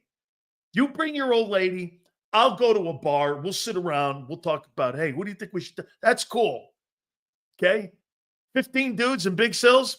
I don't know. I don't know. I can't think I've ever. When I was in college, I used to go out alone. Yeah, because I'm not, that wasn't me. Just, okay, just not. That ain't happening. Hey, Sills, we're having a draft party. Who's going? 15 dudes from Team Red Bank in New Jersey. Yeah, can you come up? Nah, it's not going to work. We got 15 dudes in South Philly, Sills. We're going to have a draft party. Yeah, I don't think so. Holy cow. So who brought this up?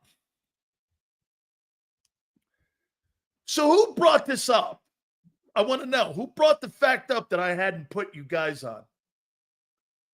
Sills, get me on your show. Chances up we improve the OC. Stu.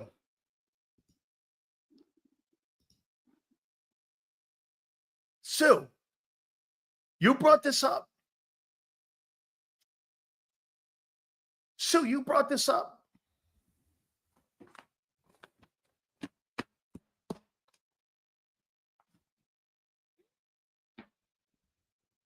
Leave it to a chick. Hey, don't forget, the water bill's due. Hey, don't forget, pick up some beer and wood at the grocery store. Hey, do me a favor. Don't forget, rent's due. Hey, don't forget, clean your shower. Don't forget. Okay? Leave it to a chick to remind me and everyone else. Holy cow. Hey, do me a favor. Pick up some salad. You need it. You sound like my old lady, so I asked my wife the other day, who's the biggest son of a bitch you ever known? She goes, you. I'm like, what?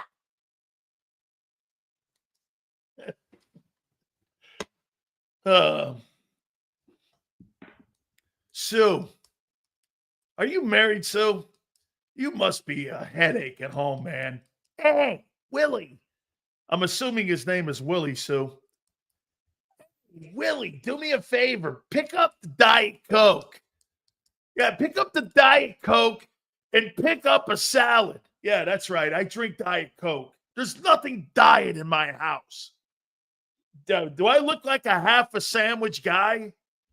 Sue's husband has to be named Willie. Hey, Willie, do me a favor. Pick up some paper napkins. Sileo forgot to do a segment with everyone that he promised if the Eagles won the Super Bowl. He said that? Holy shit. Way to go. Called out by a chick. Ugh. I am convinced that women have memories like an elephant. They don't forget shit. Hey, I saw you on the internet about 3 years ago. Remember what you were doing. You were talking to some infamous chick who said that she was good looking. You know that's a 400-pound fat guy with hair on his back and a Guinea t-shirt. That's my wife. Yes, dear.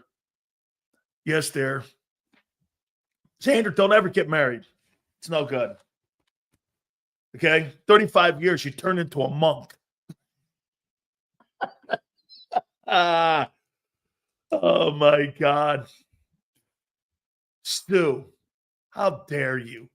I had so much hope in you that you would be like a teammate of mine.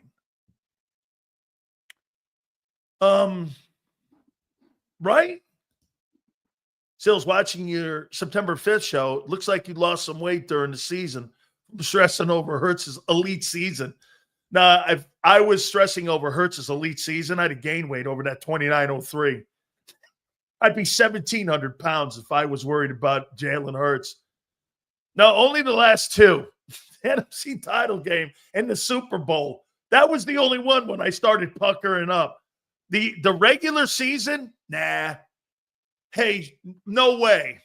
I'd have been as big as Big Dom if I had worried about that shit. Look at this, man. You threw me off. Sue, I have topics here. Look at this. And because Sue was a turncoat, well, you know who Sue is? Who are those people that turned Trump in? The phone calls, the people who were the inside, the whistleblower. Sue's a whistleblower. Hey, Sue, you're a whistleblower. Yeah, Sue Vinman. Your new name, Sue. Sue Vinman. Sorry, you got a new name. Sue Vinman. Yeah. Sue Vinman. Sorry, Sue. Then, of course, oh, yeah, Sanders. Oh, yeah. Anything to get them. That's okay. I am the bad guy. I will always be. Stu Vinman. It was the perfect call. Oh, man. Look at this. I got all this topic, and now I get called out by Sue. Stu and her jammers. Fuck. Shit, man. Sue, my mouse is not even working because of you now. Hey, Sil, since you overlooked my question, do you think the House hire because of 23, or is it just common thing in our organization? Ace, I don't give a shit about them hiring from within in 23, Brian Johnson. It's a different year, man. If you feel comfortable and Hurts feels comfortable with Kevin Patullo, that's like saying this. One of the greatest moves I've ever seen was the Arizona Cardinals. Remember when they signed and drafted that Josh, what was his name? The kid from UCLA. He stunk. They knew immediately he stunk, right? They went in the next draft and got Kyler Murray. Okay, so don't go down that route. Okay? Josh Rosen, yeah, he stunk. He was a turnover machine. Okay? Let me tell you something to you, man. Sue's selling me out. Sue Venman. I'm yeah, Sue, you discombobulated me now. By the way, hit the stupid like button. I don't care anymore. I don't care. Still going? So, you're a Judas. Sue, you're a Judas. Jesus criminy. Between you and my wife, who's the biggest son of a bitch you know? You. Hey, here's another one today from my old lady. She said this. Hey, I want to lose some more. I want to lose some weight. Well, stop eating a bag of everything. You'll be all right. It's never this. Oh, honey, I'll help you. That's not weird. Hey, not here, man. My wife goes, what do you want me to do? Hide everything? I won't have any food in the refrigerator if I did that. Guys, 30 more likes. Appreciate you guys. Let's see here. Sills is about to have a meltdown when the viewers take over his show. Viewers have never taken over my show. I'm allowing your presence. Okay? I'm allowing your presence. That won't happen. However, you have a right to air your bullshit. And I'll listen to this stupid shit. And I'm sure it will make no sense, but it will make great content. So that's what we are about. Sue, I'm going to probably put your ass on last. I'm going to probably do that. So you might want to sit there and have all your ammo. Let's see here. Okay.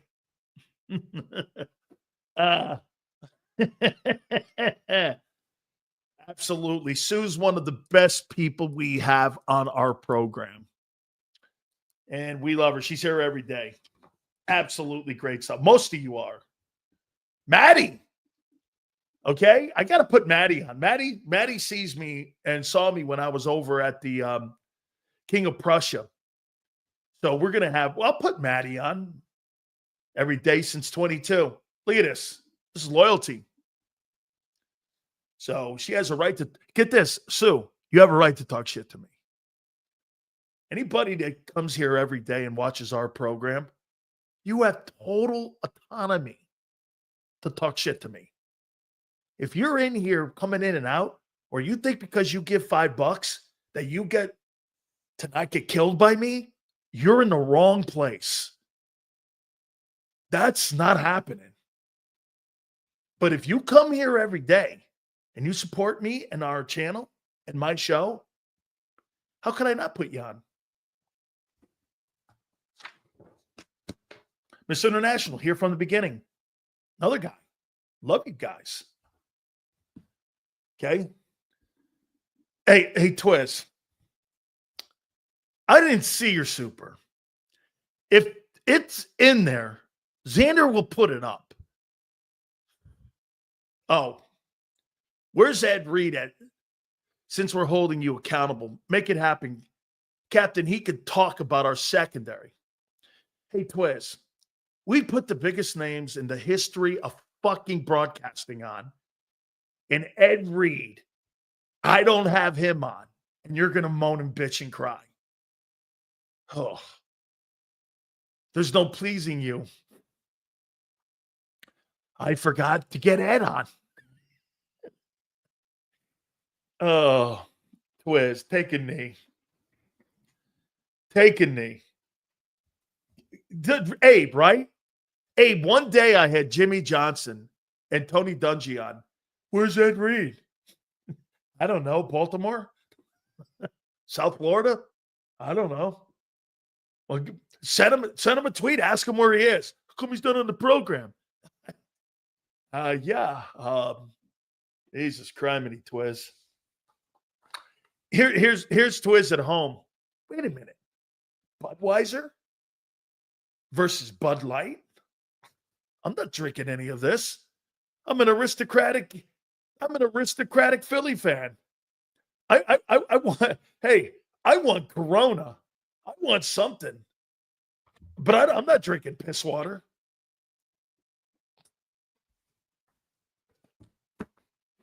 Spoiled. Every one of you.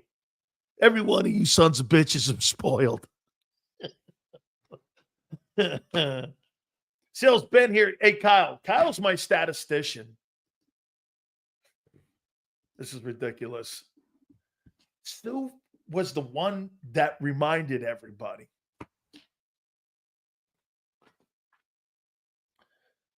Okay, who's on my shit list today? It always starts with Kim, my wife. So that'll never change. And now Sue is on my shit list. Okay. Dan hasn't put people on. Always a chick doing that shit to me. You never called me back. I know. Hey, Sue, I used to have a rule back in the day when I was in college. How come you never called me back? Because I don't go to reruns. I don't like reruns.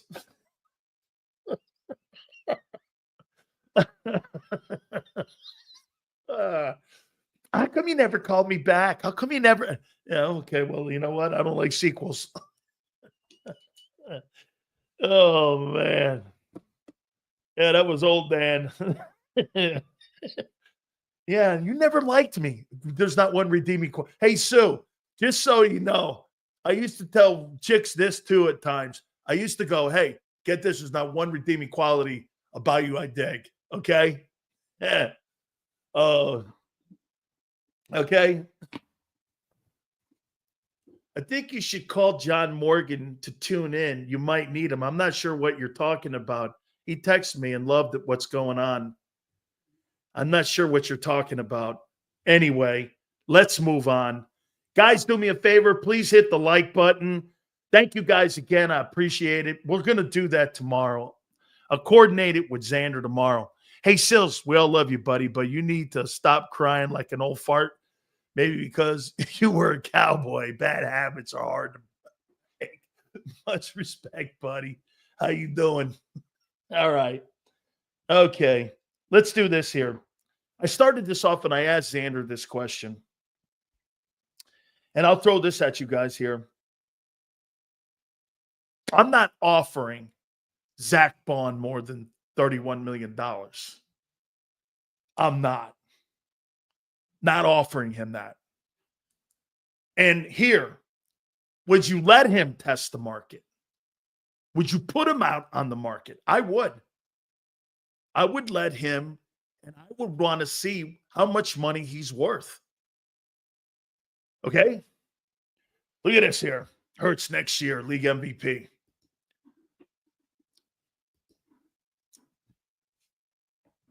Okay. League MVP. Let's stick to Super Bowl MVP. I would let Zach go on the market. I'm telling you what you're going to get. You're going to get two shitty teams. You know that price that Xander put up there? Probably 13, 14 million. You're going to get teams like Tennessee, the Jets. I don't think Chicago would because they got two decent players in there now. Maybe Seattle. That's not a bad place. You're Zach Baun, $14 million per year, 3 years to go play in Tennessee. Is that what I'm looking for? Zach Baun goes to Tennessee. You'll never hear that guy's name again. You'll never hear that guy's name again. His agent comes to him and says, there's the money. Okay? 14. You're talking $42 million over 3 years. That's too high for me. Do you really think the Eagles are going to go 3 years, $42 million? For a position that they traditionally don't pay. Now, they broke the mold last year with running backs. Okay, they broke the mold last year. And they paid last year. Why not? Dean ain't healthy. What does Xander says? 3 years, $40 million.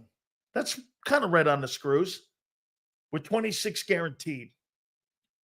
I'd put that number to test and go out there and see what it is. I'm not telling you that I don't want the player if you're Philly. I'm not saying there's no way that Howie wants to get rid of that player. Or guess what he would do? He wouldn't even be in a conversation with him. He would let him walk like he did Javon Hargrave. Remember, there was no offer from the Eagles after they went to the Super Bowl for Javon Hargrave. There was no conversation. There was really no conversation with Hassan Reddick. Hey, did Howie even offer him a contract? Does anybody remember? Or was it just talk? I know that shit. By the way, that Hassan Reddick conversation started at the Combines, remember? The guy who put that out there was the agent. Howie never addressed the Hassan Reddick all season. I don't remember the Eagles even offering him a contract. I don't remember that. So do I think that they're going to do that now? I do. I think they're going to want to get to the table with him. I do. But for me, I want to see what his market is. You're Zach Baun. Okay, if I take the money in Tennessee and I go there, what's my chances of repeating my type of season that I had? Or me being 28 years old. How old will he be at the start of the season? Will he be 29?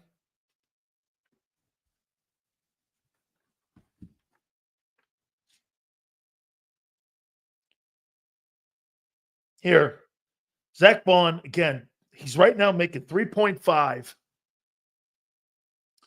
He's 28. He'll be 29 in December. Dude, no way. You're going to give a guy a 3-year deal. He's be 33 years old at the back end of that contract? Or are you going to give him a 2-year contract? So he'll be 29.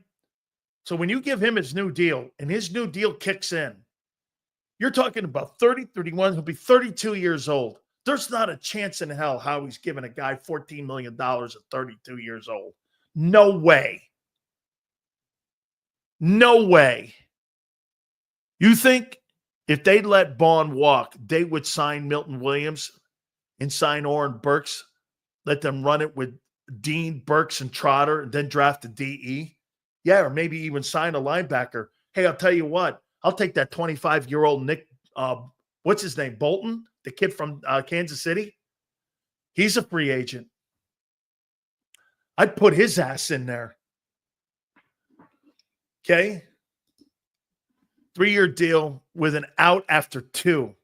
It'll be 28, 29. He's 29 years old in December. He'll start the season at 28 for sure. But we're talking about, so next year in December, Baun's 30, and he'll only be going through his first year of the contract. He's 30. He'll be 29 next December. Okay, next December, he'll be 29. It's the following one, he'll be 30. Okay, my mistake. And he's only done it 1 year. You're assuming he's going to be and continue to get better as he gets older. You're assuming that. There's no track record. And like I said, here, not any of those players, and I wrote this down here, every single player that signed for those $20 million deals were 26 or younger, that were signing the upper end deals like Fred Warner and Roquan Smith. Those guys were in their early 20s. The guy in Buffalo has a good deal. That $14 million, that Milano kid, that's a great deal because he signed that at 27. Okay? You're talking about a dude. And he's got 1 year that he's done this with. That's a lot of money for a guy that has no track record. He has zero track. You know, when you signed Jalen Hurts, how old was Jalen Hurts when you gave him that $250 million deal? When you gave Jalen that deal, what was his age and how old he was? What was he, 23? When you gave him that deal? Like 23 years old. Okay, he's 23. Okay, well, yeah. I mean, hey, I would say this to you about Lamar. Lamar's the next contract. He'll be in his 30s. Dual threat guy. I'm not giving him the same money he's making now. The wear and tear that's going to be on that guy? No way. Age matters. Resumes matter. Okay? So when it comes to him, I'm not giving him one more cent without seeing what other teams are going. Hey, that may if you're the Eagles, that may change the room. That may change it for you. You may do this. Hey, man, there's 3 teams out there. If Washington, James Jones, if you're in here, if Washington comes to the table, see, Washington's the team you have to worry about in free agency. Why? How many teams would be worried about Washington and why you should be worried about the Washington Redskins? Why should you be worried about them? They're good. And what else? They have picks, 10, and they have money, $100 million. They can do anything. And I guarantee you, Josh Harris wants to beat Philly. He wants to have, if he can't win Philly over with the Sixers, he's going to beat Philly with the Redskins. He can have the best of both worlds. That's how I see him.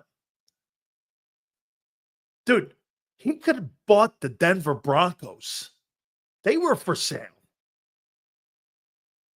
The Buffalo Bills a couple of years ago, before the Pagulas got it, was for sale. He could have bought any team he wanted. Got in line.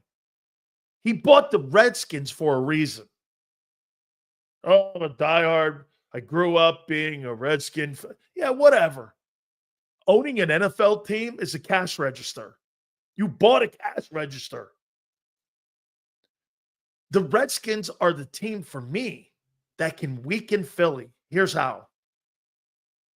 I signed Zach Baun and Mekhi Becton away from you, put them on my team, and I still have about $65 million in cap space. I could bring in Cooper Kupp. I don't have to get T. Higgins. I'll make a trade to get Cooper Kupp. I'm not paying him $28 million. Cooper Kupp thinks he's being traded. He's high. With all the injuries he's had, the Rams are going to cut him. Nobody's picking up $28 million for a 30-year-old injured wide receiver. Who in their right mind would think that? Well, let me make a trade for Cooper Kupp. How old is he? He's 30. Yeah, he's been injured. He makes $30 million. No, thank you. I'll wait for him to get cut. Charlie goes, Kupp is done. No. Cooper Kupp as a number 2 or 3 is a gold mine at $7 million, $6 million.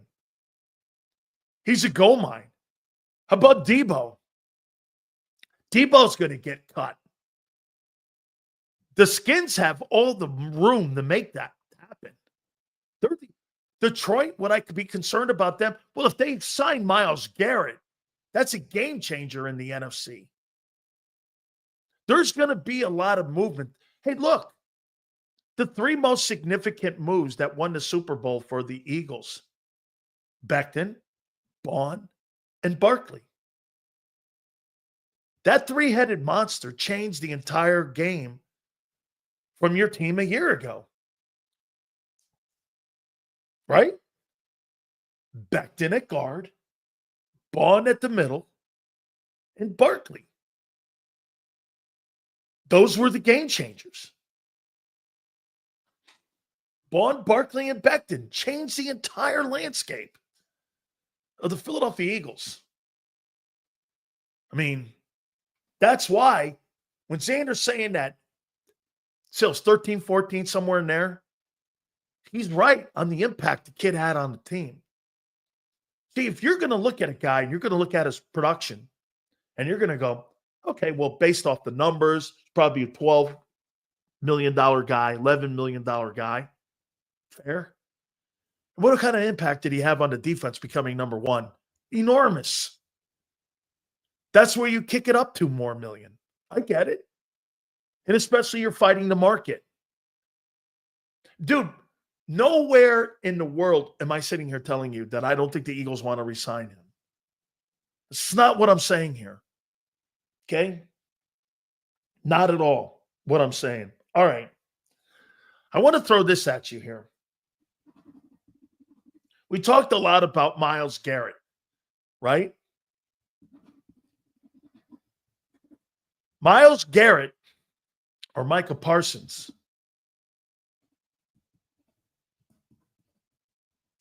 I think the Cowboys should trade him. Hey, Big Sills, just found the show this month. It's awesome. Who do you see taking a step up in the NFC? I think Green Bay and Washington could be threats with just a couple of good moves. Washington and Green Bay because of the quarterbacks and the coaches. Yes, those two teams. I think Arizona's going to continue to get better. If I had to pick, I think the Bucs are a team to keep an eye on. Minnesota, I think, takes a step back. Seattle could take a step up. I think Dallas continues to take steps backwards.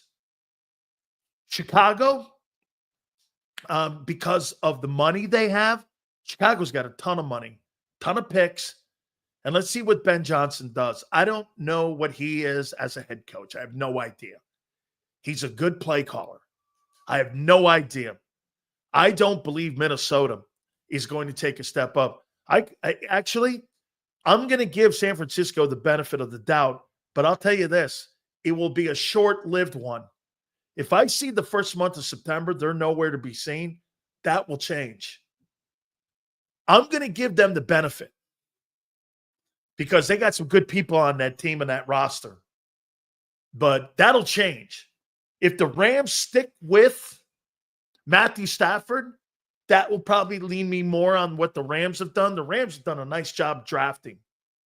They got 3 starters out of the draft with Kitchens, with Fisk, and with Jared Verse. They did a really nice job. Aaron Rodgers, I see somebody mentioning him. He may go to Las Vegas. He could change the room in Vegas. I think the Jets are nuts. So where are the Jets going for a quarterback now? And they ate. Get this. You want to know how pathetic organizations are when we're talking about potentially Zach Baun? So the Jets did this.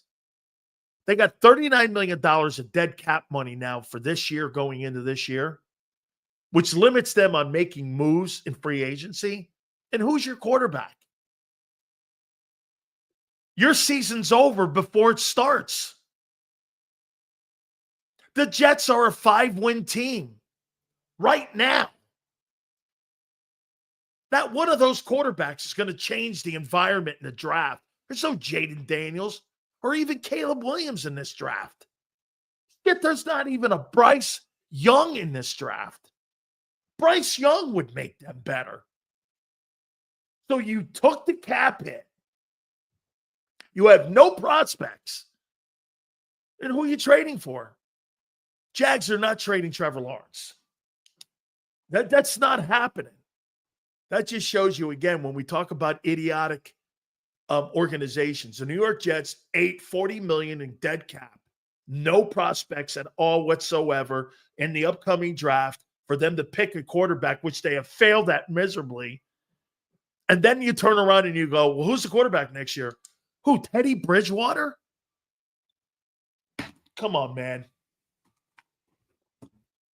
Kirk Cousins, they're going to get this. So get this. Somebody just said Kirk Cousins.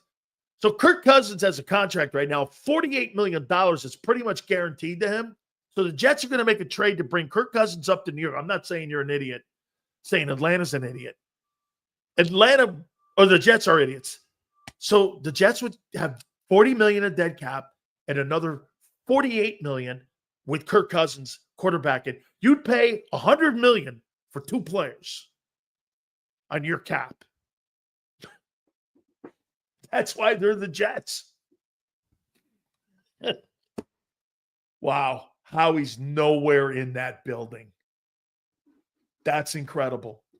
Guys, do me a favor. Make sure you check out our friends at BetUS for the YouTube 150. Great partnership that we have with them. We appreciate them so much here with us, and we appreciate them here on the channel. It's been a great year all year long for the YouTube 150. Sign-up bonus is up to $2K. Your second and third are 125%.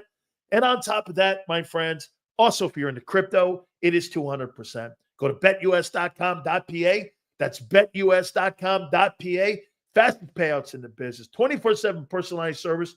365 days of the year. Live wagering on all major games. Go to betus.com.pa. That's betus.com.pa. And do me a favor. You tell them Big Sil sent you. This is Eric. When he got injured in a car accident, he called Morgan & Morgan. He not only gets a lawyer, he gets trial lawyers like Sam and Jessica who are in it to win it. He gets his own investigators with briefcases, leather ones. And if you ever have questions, our customer service folks keep things rolling. Injured? We're your army. Morgan & Morgan, America's largest injury law firm. Ignite your nights with free live entertainment daily, only at Live Casino and Hotel Philadelphia's Center Bar. 7 days a week, enjoy some of the region's top party bands, performers, and DJs as they take the stage in the heart of the casino action. Great cocktails, live music, and lively moments. It's all happening at Center Bar at Live Casino and Hotel Philadelphia. Visit livecasinophilly.com for more details and the complete list of upcoming events. Must be 21 or older. Gambling problem? Call 1-800-GAMBLER.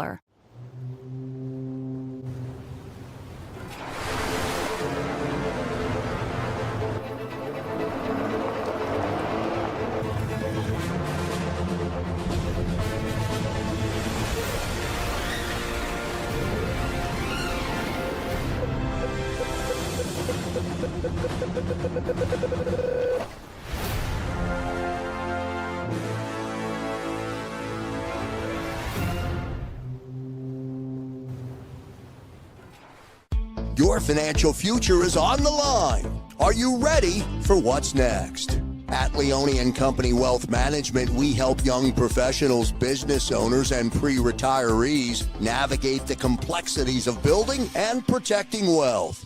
For young professionals, we'll help you grow your wealth, plan for your future, and make the most of your hard-earned dollars. For business owners, we provide strategies to protect your company, manage risks, and create a lasting legacy for both your business and personal wealth. For pre-retirees, we'll design a plan to secure your retirement, ensuring you can live comfortably and confidently in your next chapter. Whether you're just starting out, managing a thriving business, or preparing for retirement, we're here to help you take control of your financial future. The first consultation is on us. Get the advice you need without the cost. Let's make your financial vision a reality. Take the next step. Scan the QR code to schedule your free consultation today. And of course, go Birds.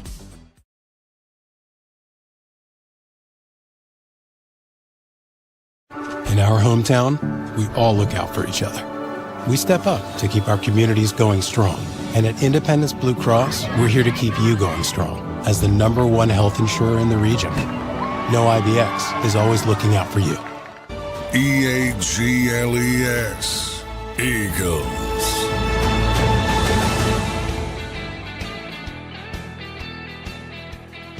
One more like the 300. You guys would have done it. Way to go, man. Good job here. Hey, I think it's a great conversation. Kevin Patullo has absolutely no experience as a play caller. Are you concerned with that? Zero experience. Way to go, guys. Way to get it done. Way to get it done. This guy has never been a play caller. So you're going to put the game and the offense in the hands of a guy who's never called a play as an offensive coordinator in his NFL career. You're back to training wheels, are you not? Nick is the play caller? Well, I'm concerned then. Because Nick was more of the play caller last year than he was this year. The guy in New Orleans has the job. I don't want Nick as the play caller. It's not his strength. So you went back to the old blueprint of 23, right? That's why it's the offseason. And you're in the Big Sills wheelhouse.